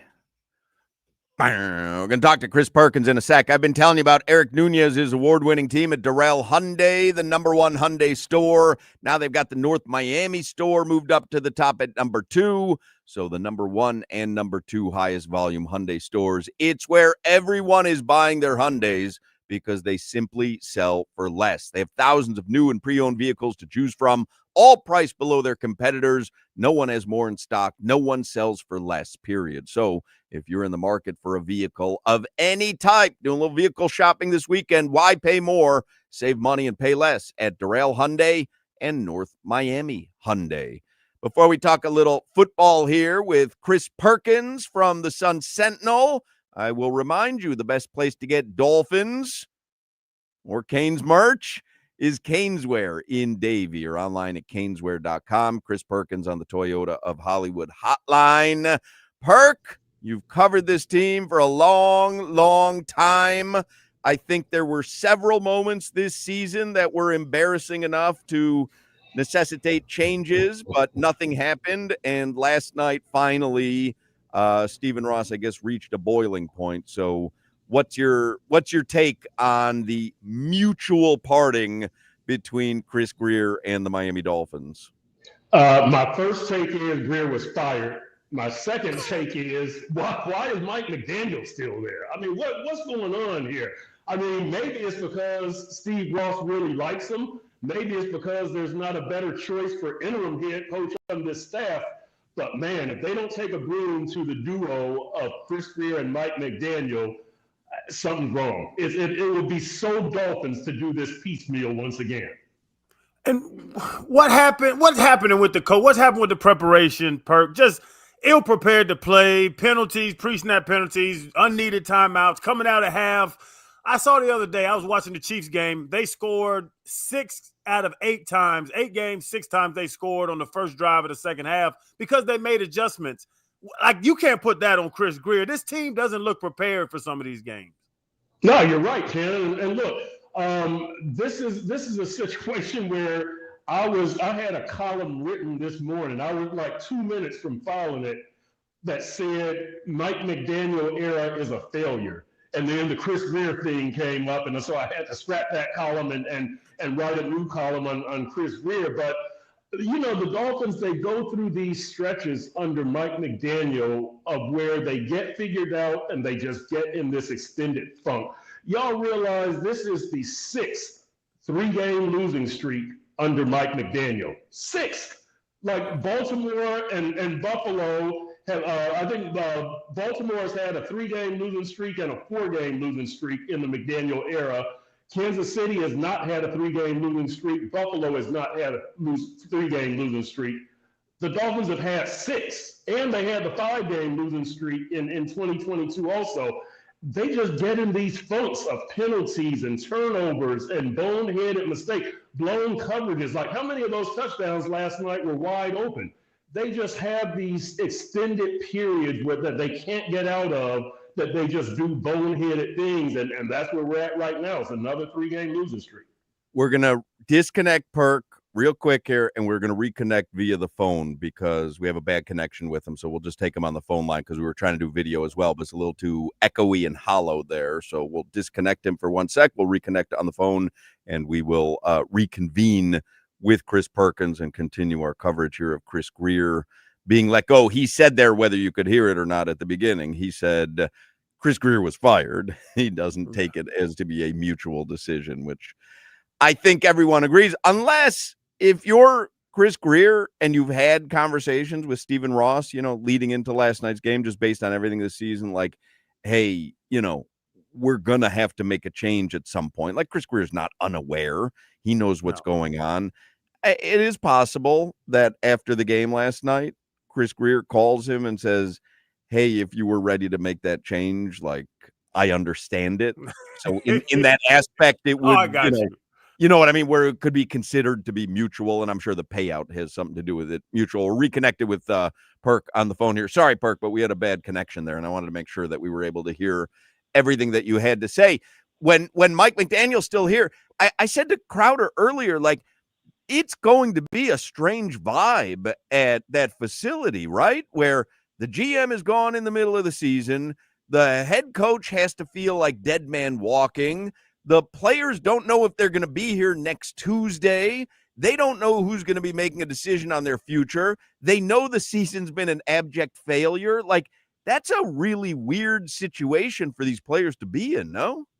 Oh yeah, and players, assistant coaches, everybody's going to be wondering, what the heck do I have to do to stay here, or is it inevitable that I'm going to be canned, just like Chris Greer was? So I don't know how the vibe is going to be next week when we go out there, but I'm sure that everybody is just going to be looking at each other, going, "What the heck is going on around here? Like, who fires the GM without firing the coach mid-season?" It's just another Dolphins thing. And, Dave Hyde, got confirmed that McDaniel will be here at least through the end of the season. So it doesn't look like a coaching change is inevitable here. It looks like they're just going to see what happens the rest of the season and then go from there. But man, I would just find it so hard to believe that Mike McDaniel would survive this change at this point. It seems to me like you just do a complete rebuild and proceed like that, and not just do the piecemeal rebuild like it looks like right now they might be considering. And Perk, what is Champ Kelly's? What's his responsibility over these next, whatever it is, 9 weeks? Can he make moves? Because if he's not going to be your GM, you shouldn't have him, building the groceries again. Like, they put him in place. I know he's been here for a while. I found out today he's been here since March. But what's his responsibilities moving forward? I'm going to guess that he's got full GM capabilities, or else, why have him in there? So I would guess that, and look, I don't think that he's going to be authorized to make wholesale changes and trade away Jalen Waddle and Devon Achane, but I think that he would be able to trade some players such as Bradley Chubb or Matthew Judon or maybe even Jalen Phillips. I would think that he's pretty much got full GM capabilities within reason. Of course, within reason, that's a strange phrase to apply to the Dolphins, right? if we applied reason, Mike McDaniel wouldn't be there. There's been nothing reasonable about this team the entire season. Hey, but Perk, to that point, we're all kind of expecting McDaniel to do what any coach would do who feels like his job is perhaps under pressure. He's under pressure of losing the job, which would be play the best players available, right? But I think that's where it becomes difficult, where you want to see what guys could potentially become good players in the future, but you have a head coach who's saying, no, I'm trying to win games. Would Mike McDaniel perhaps reconsider that approach just because he wants to potentially lean into a new regime and be here long term? Like, I know it's easy for him to say, I'm playing the best players, but maybe he's going to say, hey, I'll help you, Stephen Ross. I'll help you, Champ Kelly, evaluate some of the newer, younger players, even if it means I'm losing more games as a head coach. You know what, Solana, is interesting because I don't know how much lower you can go on the totem pole.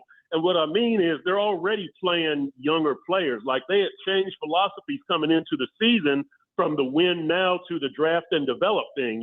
They're going to win with youth and draftees. And so that's why you're seeing a lot of these younger players out there playing. Well, that and injuries.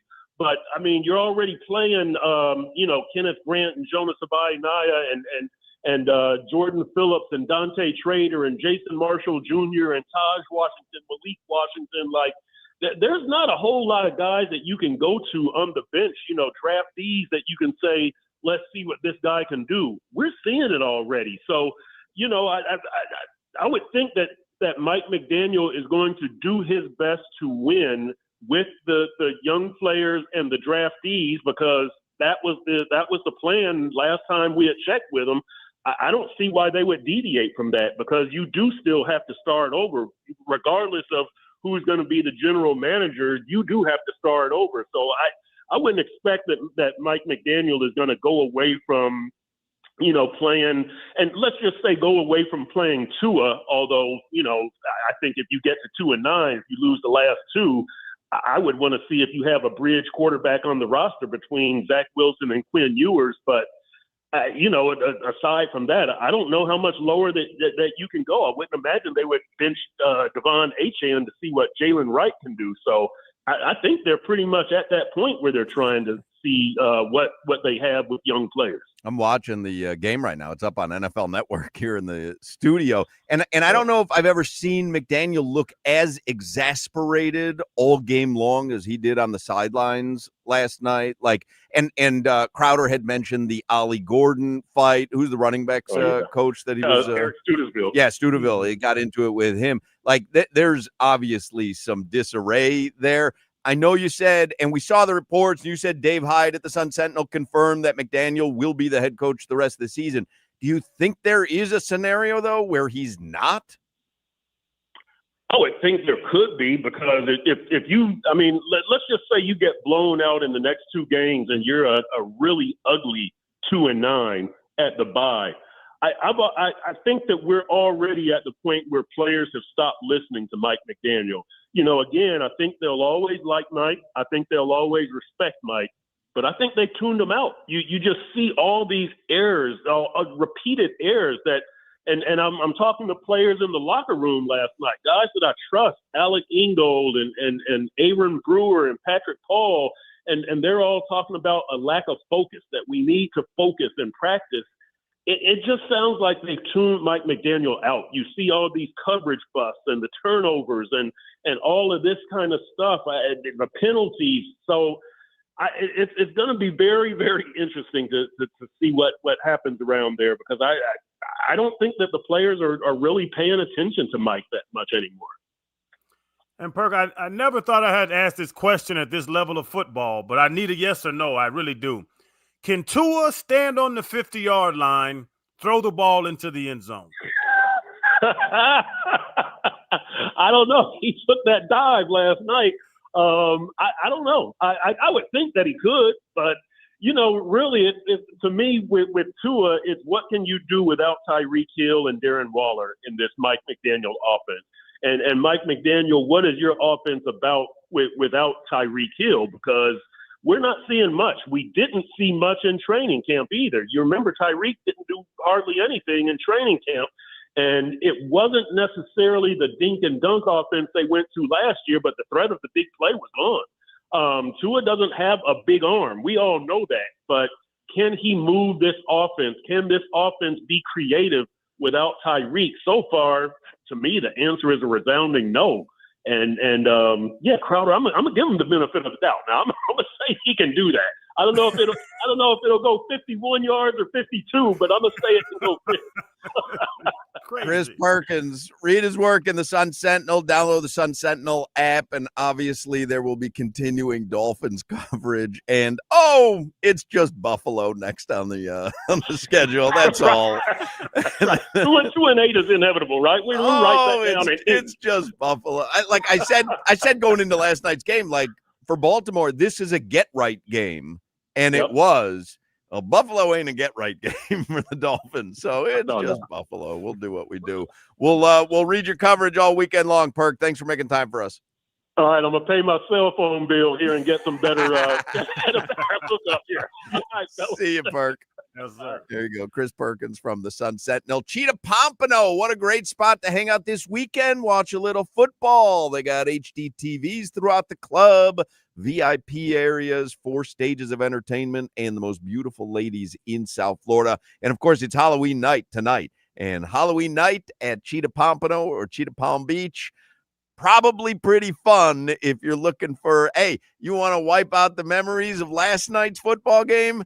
Go to Cheetah Palm Beach or Cheetah Pompano Beach tonight and let them take. It's almost like the Men in Black neuralizer. You walk into Cheetah, man, you won't remember anything you don't want to remember anymore.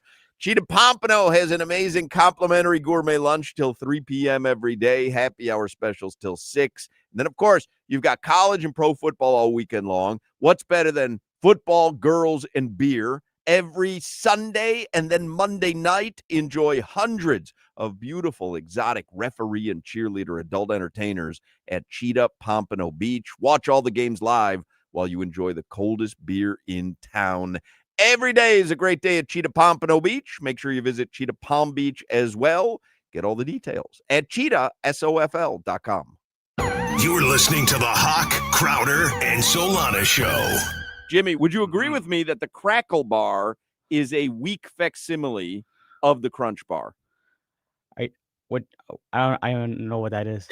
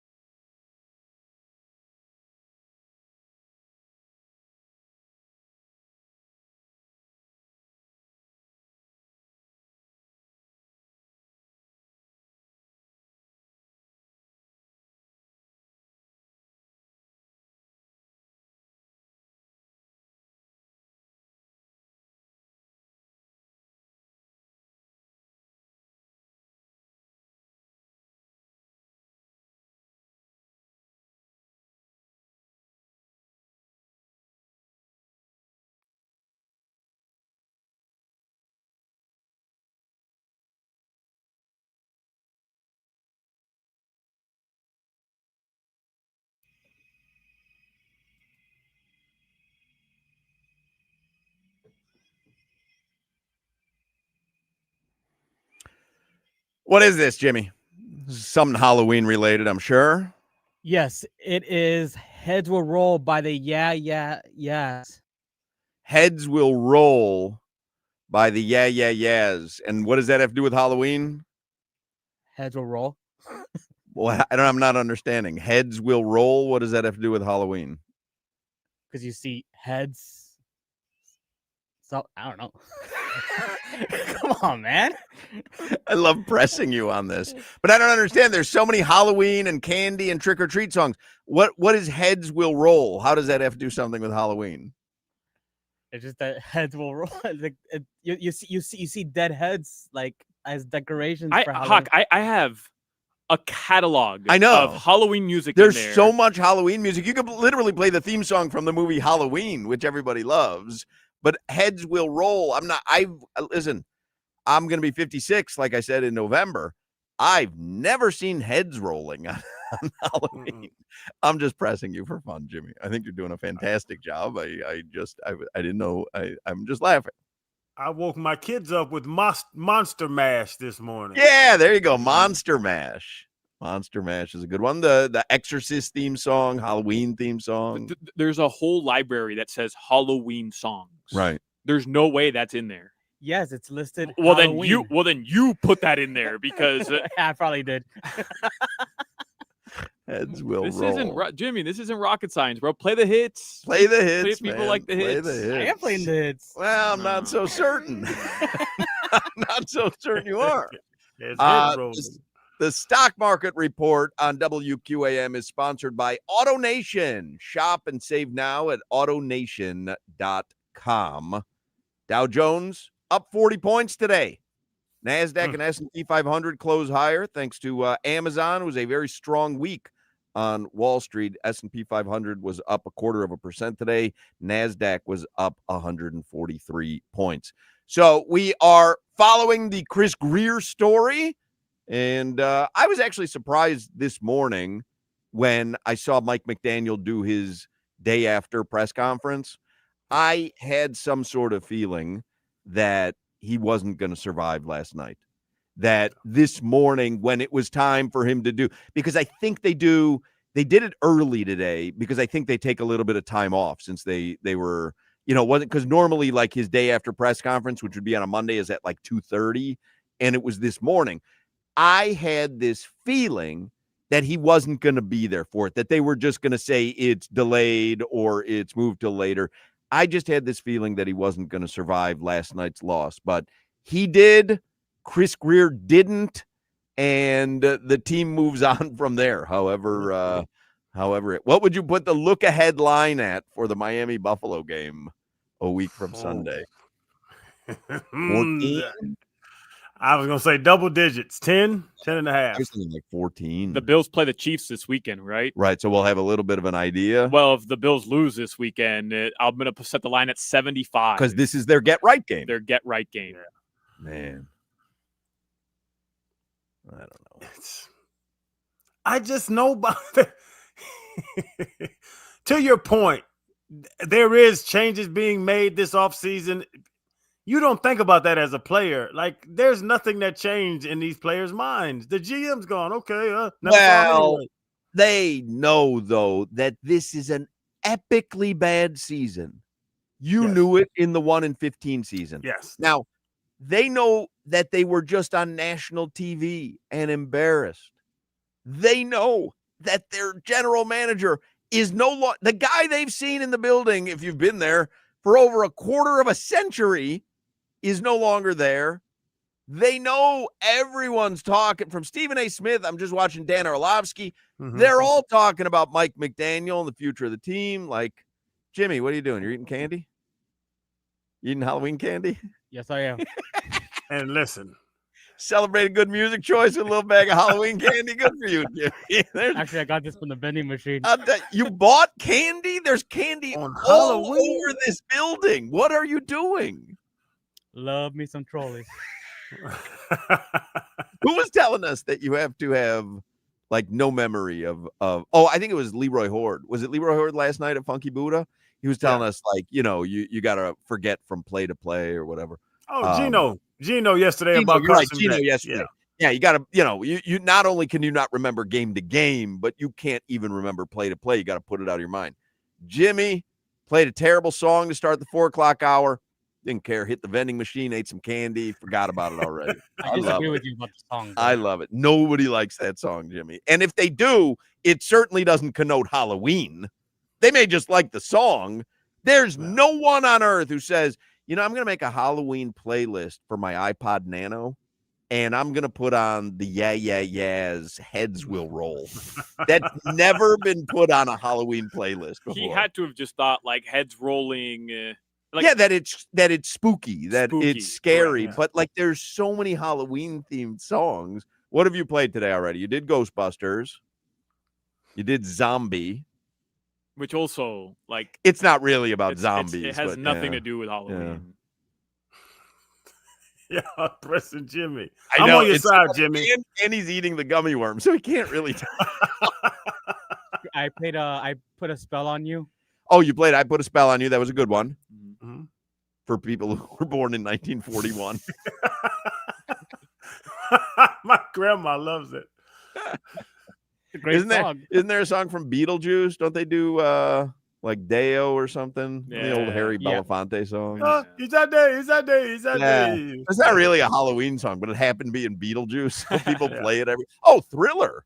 You even played Thriller. Mm-hmm. Thriller's in there. You went with the Yeah, Yeah, Yes. It will roll over Thriller. This is your fault, Hawk. This is your fault. Because I gave him control of the music. You gave him total control of the music. I mean, if you thought anyone would have a Halloween playlist on lockdown, wouldn't it be Jimmy? He's That's not even true. dressed. None of you are dressed for Halloween. What are you talking about? What's going on here? He's dressed like Big O. Someone put it on the chat. It's a great costume he's wearing, isn't it? That is Big O. Ring the bell. You killed it, Jimmy. Thanks, Crowder. Damn, I was going. I forget. Oh, yeah. No. And that prime time thing for the Dolphins players, you talking about in the locker room? Get Up started with it and had 4 segments. First Take started with it and had 4 segments. Everybody killing McDaniel and Greer. The players are going to see that. Yeah, how could you not? Yeah. How could you not? Again, we always talk about it. It's like they can't just lose without it being the most disastrous loss of all time. They can't win without losing a player to injury. Like, it's always something with them. That game last night on national TV was absolutely embarrassing. Yeah. That's a game. I don't know if you've been in one of those where you literally are like, I'm embarrassed at what you're a performer. I mean, bottom line, athlete's a performer. You have thousands of people there to see you, millions of people watching, and you put on one of the worst performances that, anyone in your business has put on in a long time. Like, man, that's embarrassing. When the Pats threw up that 50 burger on us, I sat in the locker with the towel over my head for a while, just like, come on, bro. You just let them get 50 on you. Like, what am I doing out here? You just look around at the guys. Are y'all mad as me? Because y'all go to hell if y'all aren't upset about 50. But the players realize it, right, Crowder? Because Tua, post-game press conference, not that it even matters anymore, but he's talking about that false start on Larry Borum. He credited it to the noise in the stadium from Ravens fans. So you have the home team quarterback saying the opposing fans were loud enough to confuse our offensive line. Mm-hmm. That in itself is another one of these examples of Tua. Maybe don't say that, but is embarrassing, bro. Embarrassing. The embarrassment, the fade. Not just that you shouldn't throw a fade to a 5'9" guy, even if you don't know how small he is, right? If Kyle Hamilton, who's 6'4", which 5'9", 6'4", that's a good matchup. Even if he slaps it out, if he even knocks it down, he makes a good defensive play. You don't feel dumb. Okay, the man made a football play. Oh, no, the ball drops in the back of the end zone with no Dolphin around it for 15 yards on 4th down. Come on, man. And then think about these. I call them, little internet babies, social media babies. Today, they're going to hear Stephen A. Smith, Ryan Clark, Dan Orlovsky, Greeny. They're going to hear all of them making fun of your head coach for the remainder of the day when you get out of practice today or, film study. That's Perk How does said, it not affect you? Like, how would it not affect you? Perk already said he thinks some guy, like, he don't think they gave up on Mike McDaniel, but they're kind of zoning him out. Tune them out. Tune him out. If those guys that you respect, that you're going to watch ESPN, if they're making fun of the guy you already tuned out, what's the chance of you tuning him back in? What are you dressed as now, Solana? Me? Yeah. Whoopee Whoopee cushion. cushion. Yeah. Hawk, you haven't seen all of his. You've seen all of these. He has the same 4. I don't even think that's the way you spell whoopee for whoopee cushion. That is a knockoff whoopee copyrighted. cushion. I think I wore that last year. Jimmy, back to your candy. What are you going to play coming into the next segment, Jimmy? Have you given it any thought? Yes, I have. What have you thought about? Maybe the Halloween song. What's it between? Give me the choices. It's between. I don't know because I put it in between New York, and Mary Had a Little Lamb. Because they go trick or treating in New York. It's obviously a Halloween. Yeah. All right, let's get headlines with Solana here for the 4:00 hour. Brought to you by Durrell Hyundai, home of the Pricito, our lowest price. Visit us at Durrell Hyundai or DurrellHyundai.com. I really wanted to talk about after the game yesterday the actual turnovers, because you have a situation where Taj Washington, what are you doing, man? Brutal. First NFL completion, and then Malik Washington, but I guess none of it even really matters anymore. I will update you on some of the injuries. Chop Robinson, concussion protocol.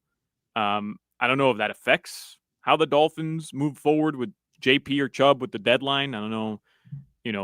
Just because you're not gonna have bodies. I don't think you worry at all about who might or might not be out there. If you like recalibrated and like my guess is Champ Kelly has said, here are the guys who are available. Not saying that he's told that to other GMs, but he's gone over with Stephen Ross. Like, here are the guys who are potentially going to be traded by Tuesday. You wouldn't take Chop Robinson off that list. You wouldn't take Bradley Chubb off that list because Chop Robinson might not be available. I don't think. No. Iffy Melifonwu is week to week. I believe it was a toe injury. Rasul Douglas, who's really been the Dolphins' only good cornerback. McDaniel said earlier today that he's still gathering information on him. And then he said that James Daniels should return at some point. Okay. Not out for the season. All right. Also said Jason Sanders might return at some point. Not out for the season. I'll tell you what, after last night, man. I mean, it's brutal. So what, the Dolphins would have 12 points last night? I'm just telling you, it was a brutal miss on an easy chip shot field goal that brutal. They needed. They needed it wasn't points. His fault. It was Larry Borum's fault. Was it not? What? Because it was further back? Because it never would have come to. It was a false start. Never would have come. Never would have come to him. Okay, fair enough. 34 yards. But Larry Borum didn't miss the kick, though. They got to know.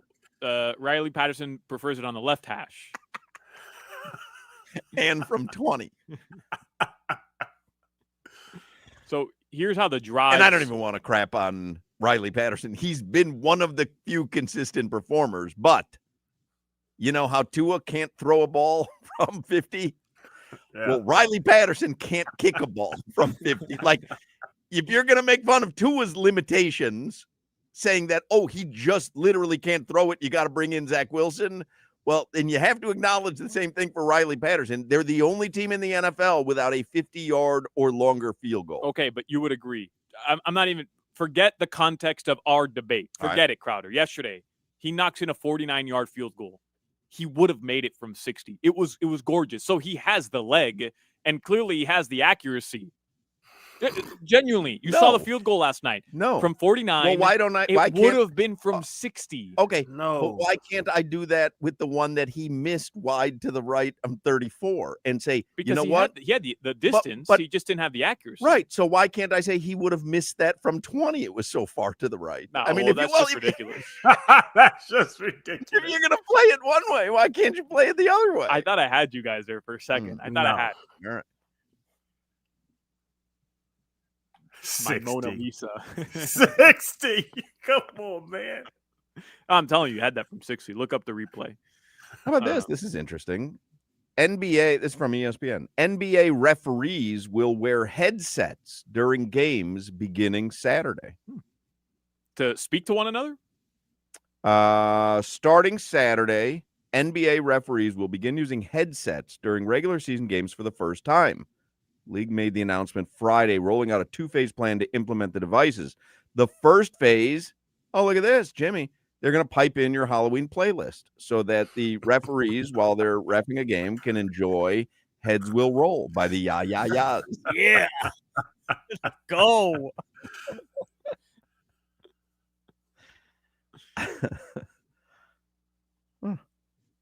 But it's to speak, like to communicate with one another? Referees will have an earpiece clipped onto the, let's see, first phase is expected to continue into January. We'll see referees having the earpiece clipped onto their uniforms, then using it only during instant replay reviews and other stoppages, but not actually during live play. So they're going to have a little headphone that's clipped onto their jersey, their shirt, and then I guess they just put it right in their earphone to talk to headquarters instead of walking over, putting on the headset. And well, it is such a nightmare when they have to walk over, look into the camera, press the button. Yeah. It's never on. They're like fumbling with the microphone constantly. It's always overly modulated. It's way too loud. The whole thing is a disaster. Says in the second phase, which is pending evaluation of the first phase, referees will wear the earpieces throughout the game, including during live play, and be able to communicate directly with the replay center and each other at all times. It's genius. I love but I don't know what they have a cute name for it. The speedy replay, where those guys don't have to walk over and look at the screen and all. Like some of them are so obvious. The dude, both his knees and both his elbows were on the ground when he fumbled. Just tell him he didn't fumble and let's move on. Let's go. We don't need all the theatrics. Yes. We watched it once up at headquarters. Let's not waste our time. Think about how many times we've watched it before those dudes get over to that screen. We've seen the replay 8 times before they even put their headphones on. Hey, bro, no fumble. Let's go on. Hey, goaltending. Let's keep going. But that's the funny part about the whole idea of replay system. The officials in the NFL walk over to like this tiny little monitor, and we're all watching on 60-inch flat screen plasmas in 1080 DP or whatever. Like, it just none of it makes any sense. We're watching 17 different camera angles. They're only being fed 2 different camera angles. None of it makes sense. It's almost like they walk into Jimmy's bedroom and the 13-inch TV and the fan is whirring and they're looking at the TV Jimmy's watching on. 55-inch TV. Oh, look at you. Jimmy has a good time with that TV. Too much money. I got to claw some of this back. All right, a couple local notes. The Panthers do play the Ducks tomorrow at 10 p.m. Excuse me, they play the Stars tomorrow. They host the Stars tomorrow at 6 p.m. Then they'll go out on the road and play the Ducks once again. But tomorrow, 6 p.m. at Amerant Bank Arena. Hey, should give a thanks to Funky Buddha last night. Everybody who came out to Funky Buddha and everyone at Funky Buddha. It was me, Crowder, Leroy Horde, who literally was at a 10 all game long. Mm-hmm. He does not stop. He doesn't have neutral. Yeah.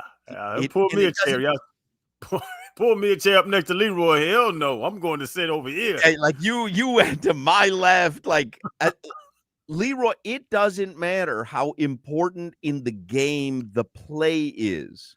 When something jumps into his head, he needs your attention immediately, and he needs it right now. He can't wait, but I'm trying to watch this play. It's 4th and short, but he has just figured out how to fix the Publix deli, and he's got to tell you right now.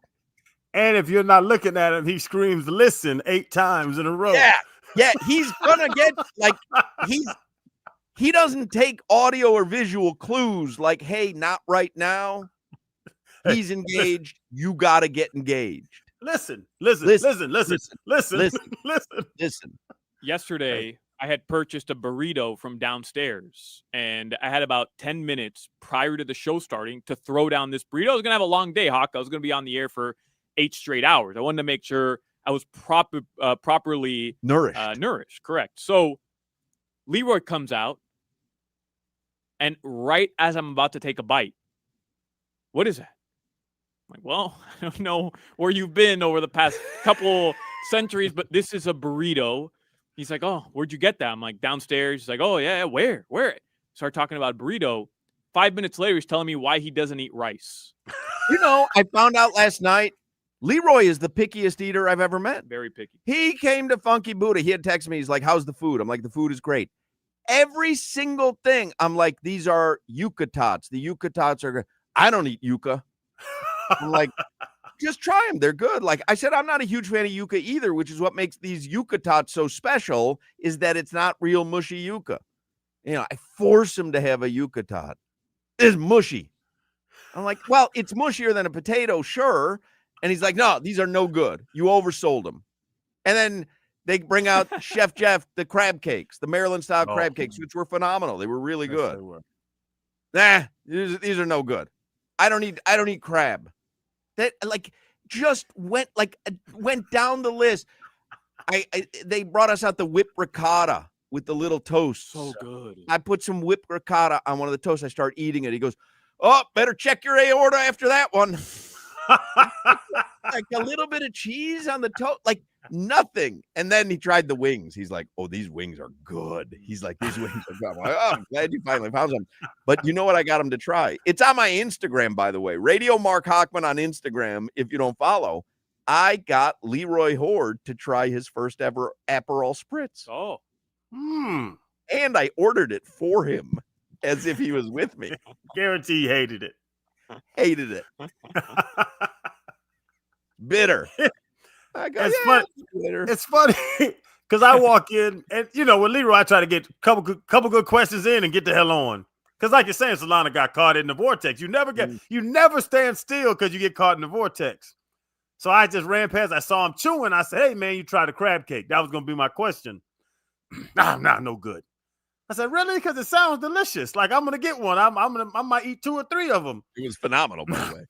I know it was, bro. That crab cake with the corn bottom, with the crispy, and the crispy onions, the Tabasco crispy onions. Chef Jeff killed that crab cake. Yep. But I asked Leroy, go a little deeper. So now I'm standing in the vortex. What's wrong with it? Nah, it's no good. But like, why is it no good? Nah, no good. Like, but there's no explanation for no good. Yeah, it's funny, man. And then I'm like, well, try sticky treats. I go, that's one of the. He goes, I don't drink beer. I go, well, what are we doing here? Like, what? I go, what do you eat? Every single thing I brought up. And then the Ticket Wizard ordered bread pudding because they have like 3 desserts there. Delicious. So the Ticket Wizard said, bread pudding. Can you put a scoop of vanilla ice cream on it? Leroy was outraged. That's the most Caucasian thing I've ever seen in my life. Out of here, man. You're going to ruin bread pudding with ice cream? It comes.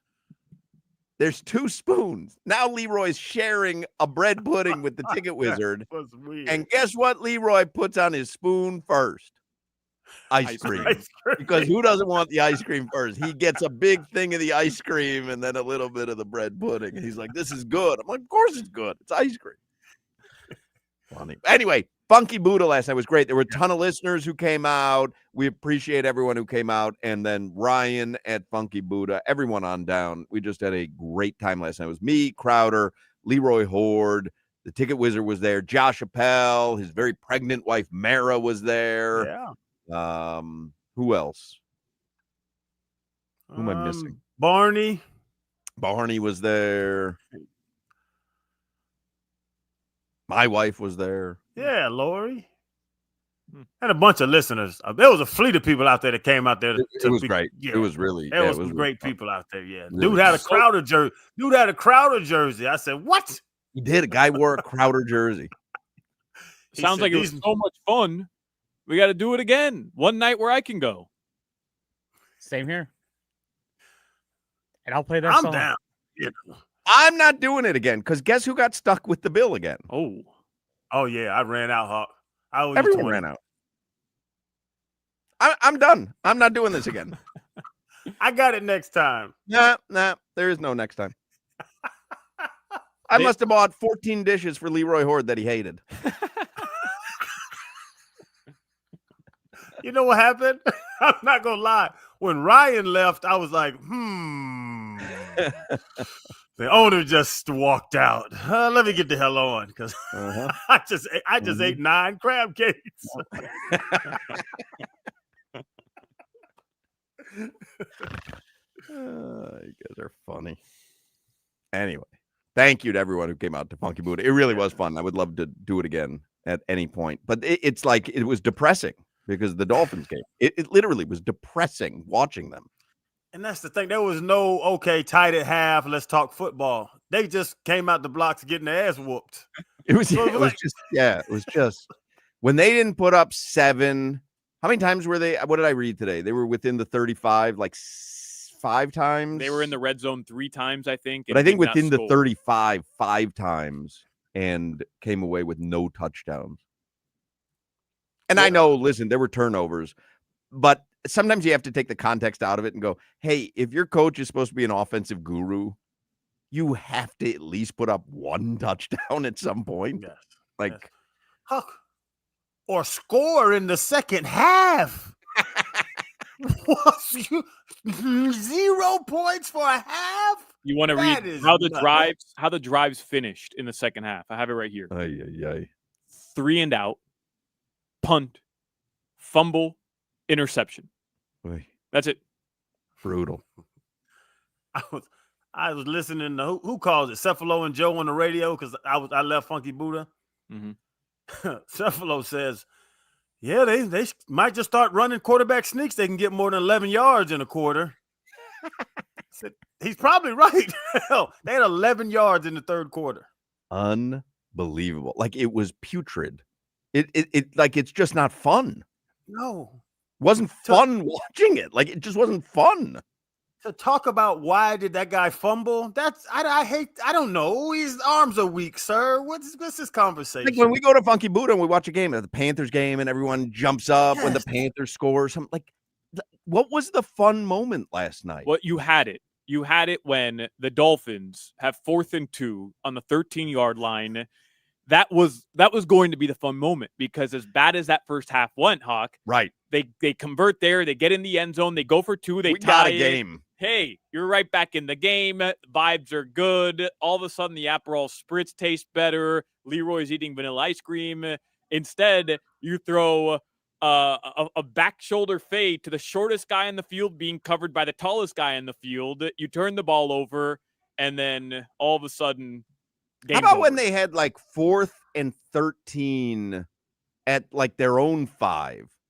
And to a check down to just a almost a backwards lateral that went nowhere. Like, what would just perplexing. It's you said it earlier. I don't know if we got it too. He's scared to be in the pocket. Like the intentional grounding. That was scared. He has a clock in his mind, and no matter what happens, he's letting his ball go before that clock runs out. I may or may not have said some things I'll probably regret in the future about Jalen Phillips when Ravens' first drive has Lamar Jackson again, both hands on him. Warning track power. And lets him go. And Lamar throws a dart right over the middle of the field or over by the hash marks, and it ends up being a chunk play. Like, bro. Oh, QB pressures are so great. There were 2 times. Somebody down. There were 2 times that I cheered last night. When Riley Patterson missed that field goal, because I hate Solana. And when Tua threw the pick, because I had that in a parlay. I had Tua 1 interception in a parlay, but the rest of the parlay didn't hit, so it didn't matter. But I was still happy that he threw the pick. I had Riley Patterson over 1.5 field goals again at plus 100. That cashed. Appel told me that was his porpoise prop. Yeah. Yes, sir. All right. Anything else in the headlines? We're going very long here. I want to give away Heat tickets too. I'm just going to read you your schedule for this weekend. Panthers play the Stars tomorrow at 6. The Heat are off until Sunday at night. They play the Lakers. Looks like Luka's going to end up playing because he's probable for tonight in Memphis. Okay. Here's your college football schedule. Miami at SMU tomorrow at noon. It's the greatest cocktail. What do they call that stupid game? The greatest cocktail Aperol Spritz game. No, it's not called that anymore. It's not? The world's I don't greatest think- cocktail party? Yeah, they changed. Like they don't promote that anymore. I guess for alcohol reasons. I don't know. It's goofy. We're so woke now. Yeah. So what is it? The world's greatest sandwich. The world's greatest Makes no sense. cigarette party instead. They're going back to Marlboro advertisements. That's so stupid because then there's Budweiser advertisements being played throughout the game. Like, that's where they're taking the stance, calling it a cocktail tailgate or whatever, cocktail party. Yeah. There used to not be alcohol in college football, but now that's Right at the stadium. Yeah. Yeah, I guess they saw the money they were losing, and they were There like, used to not be gambling advertisements. There used to not be any advertisements on the outfield walls. There weren't advertisements on the dasher boards in hockey arenas. Like that. I mean, it was pure. Like there was none of that. Well, tomorrow, whatever it's called, Florida versus UGA at 3:30 p.m. Obviously, FIU is off because they played Wednesday night, their final weekday game. Thank God. FSU plays Wake Forest 7:30 tomorrow. UCF, they play at Baylor at noon. USF is on bye. Your weather in South Florida right now, gorgeous outside. Perfect weather. Enjoy the weekend because it's going to be like this all weekend long. Sponsored by ChillZone AC, featuring reliable Root AC systems. Make your AC great again. Visit chillzoneac.com. All right, let me give away a pair of Heat tickets here. What do you have? Stupid. I knew something. 2006, both teams decided to drop the name because of concerns about association with excessive alcohol consumption to and before the game. So what is it renamed? It's not the world's largest cocktail party. Officially, in capitals, renamed Georgia, Florida, or Florida, Georgia, depending on which team is deemed the home team. Oh, I wonder how they came up with that name. I remember. They asked for that name, Jimmy. Got to change this. What should we call it? Who's playing again? Heads Georgia, will Florida. Roll Bowl. They made that change in Georgia, 06. Florida. Wow. I mean, Yep. How do we blame Biden for that? Didn't know it was 06. All right, we're going to take a break. I want to give away Heat tickets, though, before we take a break. What caller number do you want to take for the Heat tickets? Heat Blazers on November 8th at the Kaseya Center. Heat Blazers, November 8th. Caller number 8. Caller 8. 305-567-0560. 305-567-0560. Caller number 8 gets a pair of Heat tickets. Final one for the week. Y'all better not go another day living with chronic pain. South Florida's QC Kinetic doctors, they're waiting to help you get rid of that pain. And you don't need drugs. You don't need surgery. You got to look into regenerative medicine. People have been giving out drug scripts for years, and surgeons, they go to school for 10 years to wake up to do surgeries. They for sure they want you to do surgeries. Look into another option, regenerative medicine. And QC Kinetics, they're at the forefront of this nationwide innovative chronic pain relieving treatment system. It helped me when I broke my heels. They wanted to put me in a wheelchair for 3 months. I walked out and I said, you know what? I'm going to go see what QC Kinetics, what their option is. I got PRP shots. I got healing lasers, 2 treatments. I was right back to normal again, playing with the kids, running around, working out, playing basketball. And it's not just me. Thousands and thousands of people have been helped with regenerative medicine. Now go see what QC Kinetics can do for you. Them no old knee injuries, the joints, the shoulders, the ankles, all those pops and bangs that you get in the body as you get old. Go see what QC Kinetics can do for you. Call and make an appointment today. QC Kinetics. Don't replace it. Regenerate it. 844-77-REGEN. That's 844-777-3436. Tell them that Crowder sent you down there, and you will receive a free consultation and $500 off your first treatment. Don't replace it. Regenerate it. And this Veterans Day, QC Kinetics is giving back to those heroes that fought for this country. Veterans will get $500 off their treatment. And for every non-veteran who starts care on that day, QC Kinetics will donate $500 to the Wounded Warrior Project. It's a great time to book your free consultation. So give them a call today. 844-77-REGEN. That's 844-777-3436. You're listening to the Hoch, Crowder, and Solana Show. Because this is Thriller Night, and no one's going to save you from the beast about to strike.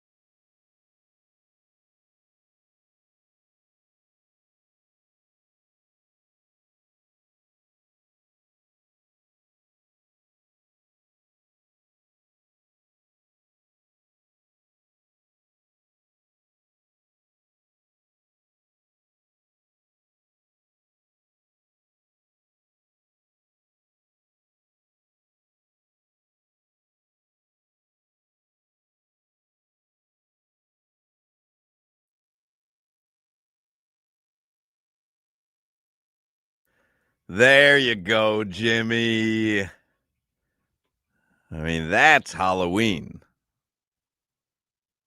Let that play for a second.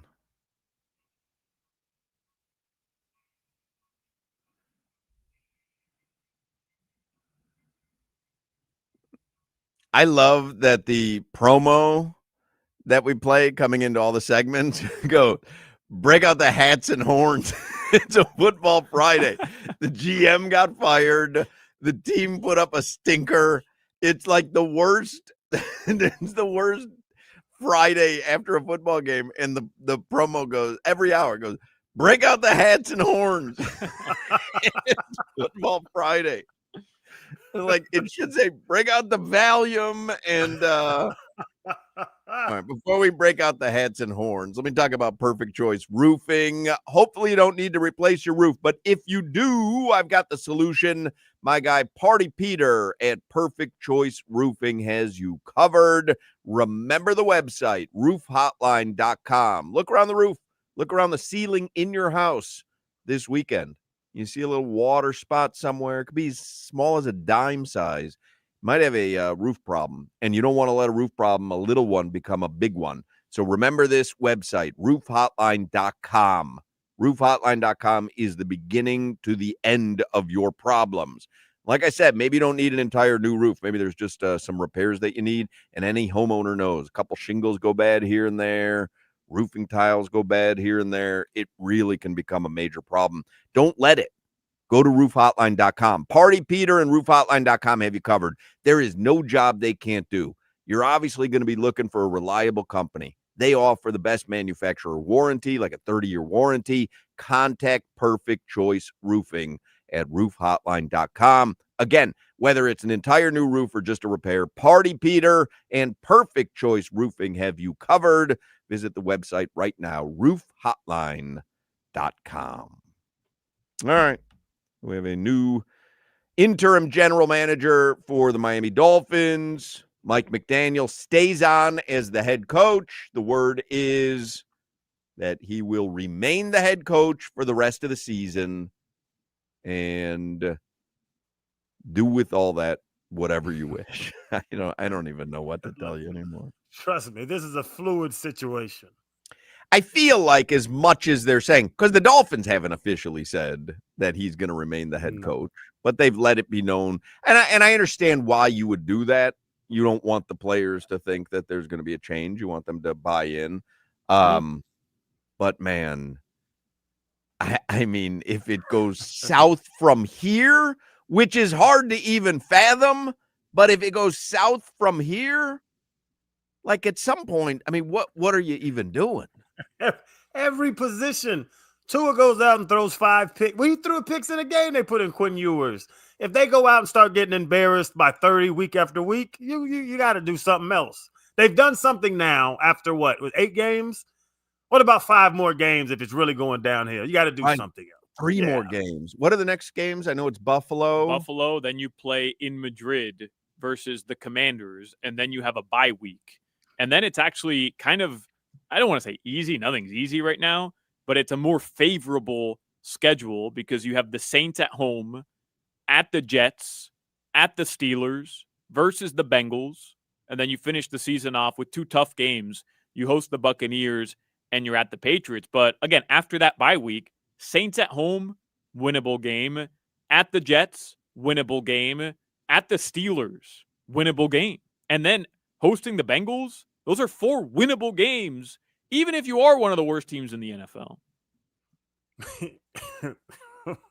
I'll give you New Orleans and the Jets, Solana, but just this winnable game thing is not that easy as you're making it. No, I'm just saying, like, those are teams that lose to bad teams also. The Steelers and the Bengals. Listen, you want to know how I just made myself feel better? I just put in Matas Buzelis over 16.5 tonight, Bulls and Knicks. And I just put in Josh Giddey double-double tonight at minus 105. I'm just saying, if you want to feel better by having some easy money, Matas Buzelis over 16.5 tonight, Josh Giddey double-double. All your favorite players kind of look the same. That's right. White boy summer. Yes, then when sir. you do give us one, it's Zion Damn Williamson. Come Let me on, tell you man. something. You watch this Bulls team, you got Kevin Herter out there, Nikola Vucevic, Josh Giddey. White boy Caucasian summer. Autumn. Yeah. Yeah, Montas man. Buzelis. Got a Caucasian Halloween going tonight. Tail me. I'm telling you. Josh Giddey double-double, Montas Buzelis over 16.5. I'm sorry, I really wasn't. I was reading something here, but is Josh Giddey plus 100 for the double again tonight? Minus 105. Oh, easy Easy money. work. Easy money. Plus, I got all this Riley Patterson winnings. I got to spend. All right, we got to take a break. 5 o'clock Funky Buddha Happy Hour is going to be coming up. We'll get you caught up on the headlines. It is a busy day in the world of Miami Dolphins. It is a football Friday. Blow your horns and break out the party favors. It's a football Friday. All right, we'll take a quick break. 5 o'clock Funky Buddha Happy Hour is coming up. You got to eat this weekend. You got to eat anytime. Get your food from Delaware Chicken Farm and Seafood Market. They've been in the Hollywood, Florida area since 1951. They got all the hookups. They got the best prices. They got the best staff. They just do it right over there. My man Jose got it set up right. And stone crab season's here. Please get some stone crabs when you head over there. All the best prices, the freshest, all the sizes, but they have it all. I just love the stone crab. That's why I bring them up first. The lamb, beef, veal, pork, poultry, duck, turkey, lobster, shrimp, fish, alligator, venison, crabs, clams, oysters, scallops. They have everything you want, everything you need at Delaware. The sides are made in-house daily and fresh. They have prepared food. Don't feel like cooking? Try a burger, sandwich, fried chicken. They have roasted chicken, which is oven fried chicken. It's delicious and crispy. And then the dip. Buffalo chicken dip is amazing, but the smoked fish dip is the best smoked fish dip you'll ever taste in your life. It's smoked tuna. It's not none of that trash fish. I'm telling you, you have to try it. Go to DelawareChicken.com. That's the website, DelawareChicken.com. See the entire menu. When you know what you want, call them in advance at 954-983-6831. That's 954-983-6831. Place your order. It will be packaged and ready when you get there. Curbside delivery is available. They'll bring it out to the car because my man Jose, he is the owner. He's amazing. The wife's amazing. The staff's been there since I've been going there for 20 years. They have it set up. They want to get delicious food back to your tailgate, your watch party, family dinners, romantic dinners, yachts, the yacht provision. You got a beautiful boat. You're about to go cruising. Why not have the best food you can put on there? And that comes from Delaware Chicken Farm and Seafood Market. It's located on 441, 1 block south of Sterling Road. When y'all get down there, grab your Crowder powder now. They got all 3 blends right there at Delaware, and tell them Crowder sent you. You're listening to the Hoch, Crowder, and Solana Show. Stick with anything that works. You know what I mean? So more pink eye then. Sure, go get pink eye.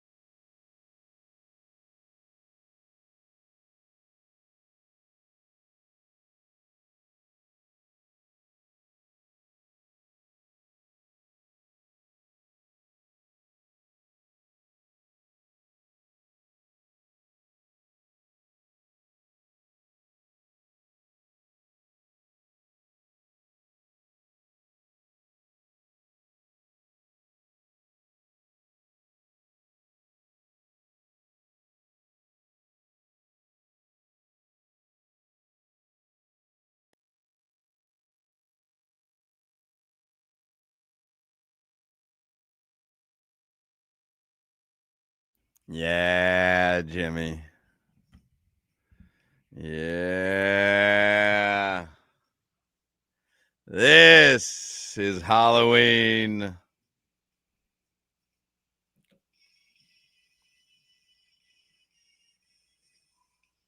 $5 hour is the Funky Buddha Happy Hour, brought to you by our friends at Funky Buddha Brewery. And man, if you're looking for a fun night tonight, Funky Buddha. Live music Fridays and Saturdays. Looking for a spot to watch the games tomorrow. Watch all the games on Sunday. Funky Buddha in Oakland Park. We've mentioned all afternoon, but we did our little get-together last night. And appreciate everyone who came out. We appreciate everyone at Funky Buddha Brewery. And we had such great food and great drinks last night. It was really a great time. So thank you to everyone who came out. And thank you to everyone from Ryan and KC and Chef Jeff and everyone at Funky Buddha. We had an awesome night last night. So thanks for everyone who came out and watched a little Dolphins action with us. Not that it was that great, but spend some time at Funky Buddha this weekend. You have a good old time. Or if you're going to the Panthers game tomorrow night, got the Funky Buddha tap room right there at the Amaranth Bank Arena across from Pantherland. Enjoy some there. Yes, the crab cake and wings made me forget about what was going on TV. So I had yucatats, I had the whipped ricotta, had the crab cakes, I had what else did I have? You shared pretzel. Something with your wife. Had a pretzel. I think that brownie. We had a cream cheese brownie. Ooh. Yeah. With ice cream. Yeah, that was legit. Is there any dessert that doesn't taste better with just a scoop of ice cream? Right. I think a scoop of ice cream might mess up a lemon key lime pie or something. Something with citrus. Well, Really? I'll tell you what, though, to put it on like the plate, like most desserts, I want the ice cream right on top of it. I think if it was key lime pie, you'd want it to the side. You don't want a little sherbet or something, a little tart.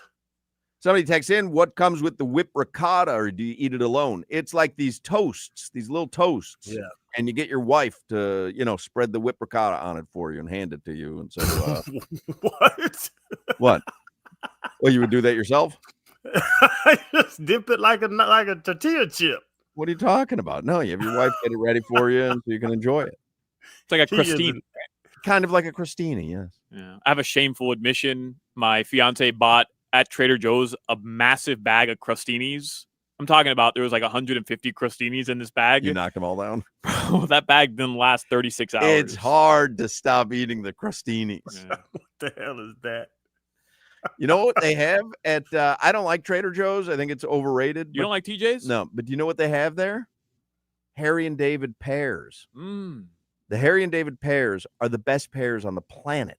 Shout out to the pears. But they have the best pears, Harry and David, but usually you have to buy them.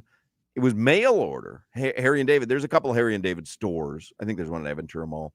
But they're selling them now at Trader Joe's. I am telling you, Solana, if you've never had Harry and David pears before, it's $9.99. You get 6 pears. The best pear you'll ever eat in your life. In your life. Also, Chris Greer was fired. That's $1 plus per pear? That's crazy. That's how good these pears are. Good. If you're buying cheap pears, that's on you. But these are good pears. Granny Smith apple, 30 cents. I have to say, in all honesty, and I like Chris Greer, and I was a proponent for Chris Greer. You know how I was when Stephen Ross at the end of last season said the big 3 are coming back. I was like, yeah, I'm down with it. Big 3 are coming back. Well, I was the only one referring to them as the big 3. But you could make the case that Chris Greer was the most unsuccessful general manager. You'd have to, do longer than, say, 3 years or whatever in the history of the NFL. I'm not kidding you. For the amount of time and to never have had a playoff win, never. It had to be Hawk. It had to be like back in the day, the Buccaneers, the Browns recently. There's been some terrible teams. Okay. How about the most unsuccessful tenure of an NFL executive in the history of the league because he has been there 26 years. Yeah. That's for essentially the entire amount of time that they are devoid of a playoff win. And again, I'm not just crapping on Chris Grier because I happen to like him, but for those, who are saying, well, I mean, was it really the GM? No, last night was not the GM's fault. No, it was not. But he has not had a successful tenure. No, not at all. And all the good picks you could name, there's a lot of bad ones. But like you're saying, on success level of the teams that I've been a part of constructing, I've never won a playoff game. That's damning. I mean, that's kind of damning. I don't know if this is accurate or not. I read this by a couple different people this morning. Chris Grier went the longest tenure as a general manager in the NFL in the history of the league without a playoff win. Well, how long was he technically the general manager? That's why I don't know exactly where they're starting his general managership. Because if it's an entire tenure at the team, correct. Of course, but he didn't have personnel say at the beginning. Which is why I kind of couched it with I really want to check this. But most he's been there at least 10 years, right? 2016 is when he became a general manager, but that was a little bit murky because he was sharing decision powers with another general manager. I started at 2018. Someone's chatting in. Hawk doesn't remember Matt Millen, but I don't think Matt Millen stayed 10 years as the GM. What was he, the GM of Detroit? I think Matt Millen was Detroit when he was terrible. Was he there 10 years without a playoff win? No. That's what you're saying. That tenure is a big part of it because that's a long time. How many rebuilds was that? How many coaches? How many rebuilds? You have that's a lot of time, and that's a low bar, by the way. Hey, deliver us one playoff win in a decade. That's kind of a low bar if you can't do that. Yes, you're right. That's like like you said, you can't argue his tenure was a success at all. No. Yeah, so that's why they had to get rid of him.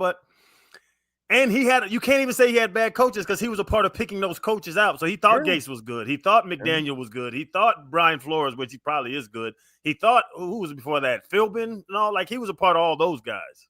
Hand selected Flores and McDaniel for sure. Hawk, if Chris Grier today is putting together his resume, he's going to go try to get another job in another front office, maybe not as a GM, but just a job. And they're going to ask him, what can you point to in Miami as a reason why we should hire you?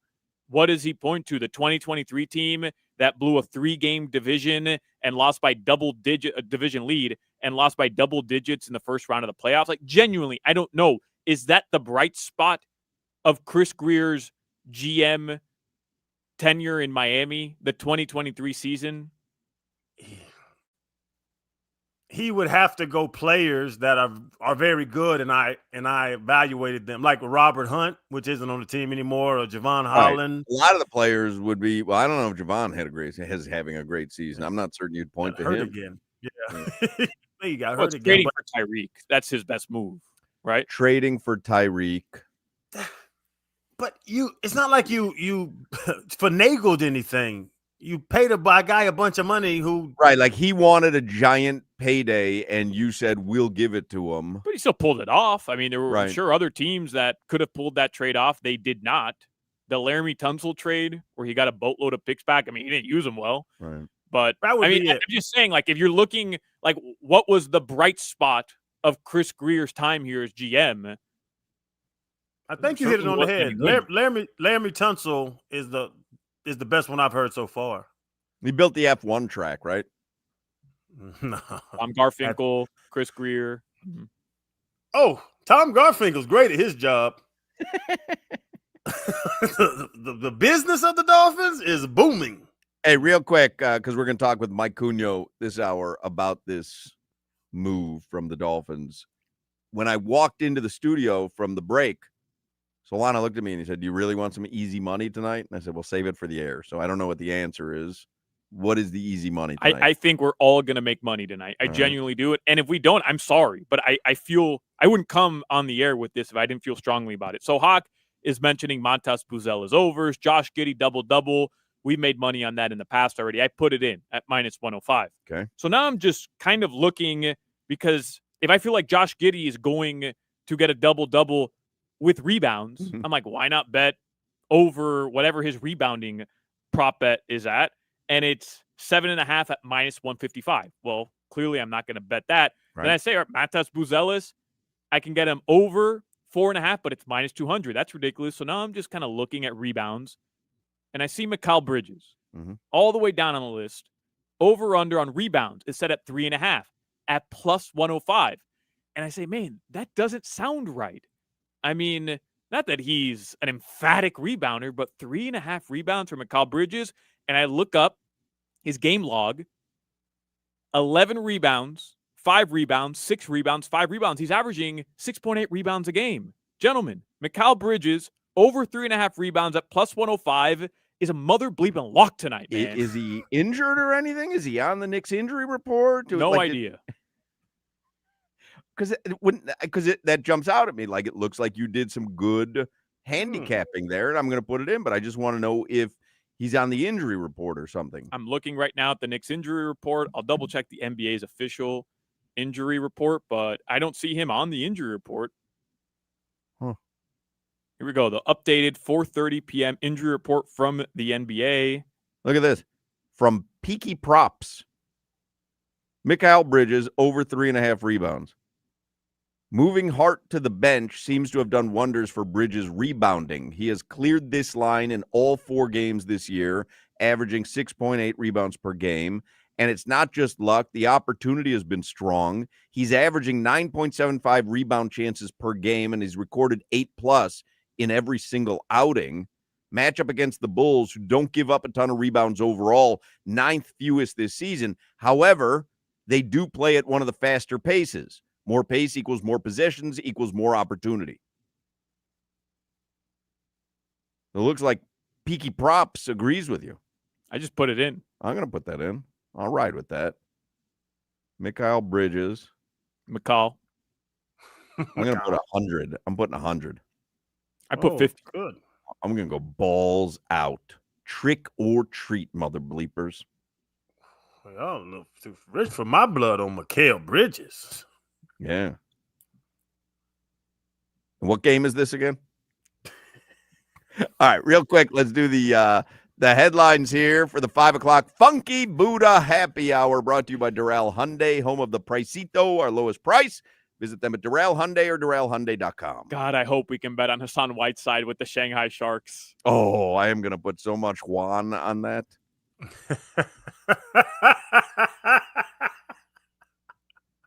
Isn't it the Chinese yuan? Yen. No, the Japanese yen. Chinese yuan. The yuan? Yeah, I believe so. Thought it was a Chinese yen. No, it's a Japanese yen. I just said that. He was over How there, would you- remember? How would He you know? went there. Even if I wasn't there, everyone knows it's a Japanese yen. When I say yuan, not like Juan, Yuan. WWOAN. Like wonton. Yeah, except YUAN.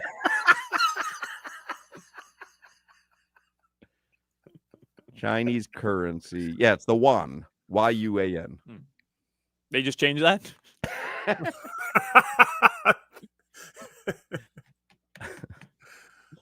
All right. A couple NFL notes. McDaniel, by the way, the report, if you're just joining us, maybe you've been out of the loop, Chris Greer is no longer a GM. They're calling it a mutual parting of ways. Hey, everybody out there, Chris Greer got canned this morning. And Champ, if you're going to hire somebody, Kelly. no, I know, but if you were going to hire somebody, I mean, you might as well hire somebody with the first name Champ. Right. That always works. That's not his real name. Hey, Jimmy, call Champ Kelly and ask him what his real name is. Hello, Champ. Hey. Champ Kelly is your interim. Don't tell me it's actually Champ. It's not. His first name is I didn't know he was black. Now you've changed your opinion? Oh, this man's going to turn this team around, boy. This is what's wrong with society. I'm not even kidding. This is what's wrong with society. Now that he found out Champ Kelly is black, he's changed his whole opinion on it. Man, Kentucky grad, goodness gracious. Man, His first name is Anthony. Anthony. Anthony. All right. Forget that. Call him Champ. Champ. Yeah. Wait till Stephen Oh. A. Smith hears he's black. Worked for IBM, software and quality engineering. What? This dude's a genius. Mike McDaniel, according to multiple reports, is going to be here probably at least for the rest of the season. That strikes me as Stephen Ross really wanting him to be here even longer than that. Hoping that he can find someone that agrees with him that Mike McDaniel is the right guy. Yeah. That strikes me as verbal stability that could be changed at any moment. But it would have been very easy to blow them both out at the same time. You're making a change. You might as well go for it. He likes Mike McDaniel. Man, he never called me. That's my opinion. Travis Hunter had a knee injury. Saw that at practice. Yeah. Looks like his ACL, according to the latest reports, is intact, but he's going to get more scanning done. That's from Adam Schefter. Mac Jones will start for the 49ers. I mean, we're all kind of feeling it and down in the dumps about Tua, but how do you think 49ers feel this? Mac Jones just doesn't play football. At least they are winning, but he doesn't play football. Brock Purdy, excuse me. Yeah, I was confused there. Yeah. Yeah. Mac Jones does play football. Yeah. Brock Purdy doesn't play football. All right. Panthers Stars tomorrow, 6 p.m. Speaking of champ, you about to be.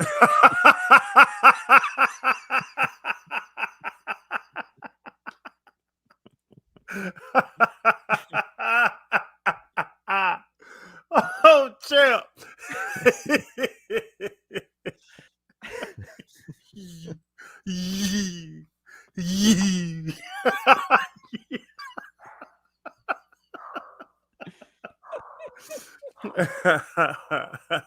Damn. Vlad, who's our resident Knicks fan, just texted me something. Oh, come on. I just put $100 on Mikal Bridges. Abort. What? Try to get it back. He says Mitchell Robinson is back. He averages 12 rebounds. Karl Anthony Towns is playing. Josh Hart, they're all playing. They all average more rebounds. Bridges is going to need over 3.5 rebounds in 6 minutes of action. Crash the boards! Crash! Miami at SMU tomorrow. How did my alarm bells not go off when I walk in and Solana says to me, "You want to make some real easy money tonight?" How did my alarm bells not go off? Who scrolls to the bottom of the rebound list to try to find an edge? How come Whoopi could you?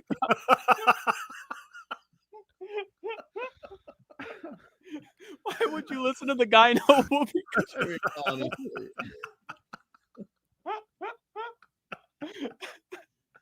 I'm such a dope. Heat at Lakers Sunday night. Luka will probably play in that game. Minutes played 3.5 over under for Mikal Bridges.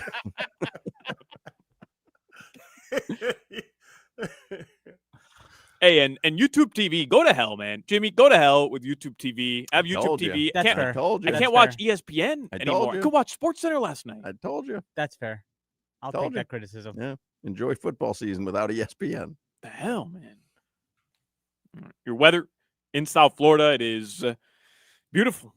Enjoy the day, man. Really is a gorgeous afternoon. Should be like that all weekend. Sponsored by Chill Zone AC. Visit chillzoneac.com. All right, Mike Cunho from CBS 4 and Dolphins Weekly Live talks Chris Greer with us in the next segment here in the 5 o'clock Funky Buddha Happy Hour. Y'all can get that Cadillac you've always wanted at Edmore Sawgrass Cadillac during their Road Ahead sales event. That means you get savings on all the best Cadillacs that you see riding around. Your neighbor has one. You're looking at them at the stoplight, man. Get behind the wheel right now of a 2024 Cadillac Lyrics or XT4. You choose. for only $319 a month. Or imagine how much you'll be saving on select new 2024 Cadillacs with only 3.9% financing. And my man Teddy Morris and my man Chris Atkins, the GM, they're going to throw in $1,000 purchase allowance just because they love their customers. Make 2025 this year the year you get that Cadillac, whether you're driving to the game, picking the kids up from school, going to the grocery store, you're headed on a hot date. You will be riding in style with a Lyrics or XT4 for only $319 a month, or financing as low as 3.9%. And they're going to throw in $1,000 of purchase allowance because they love us. I'm a happy customer of Ed Morris.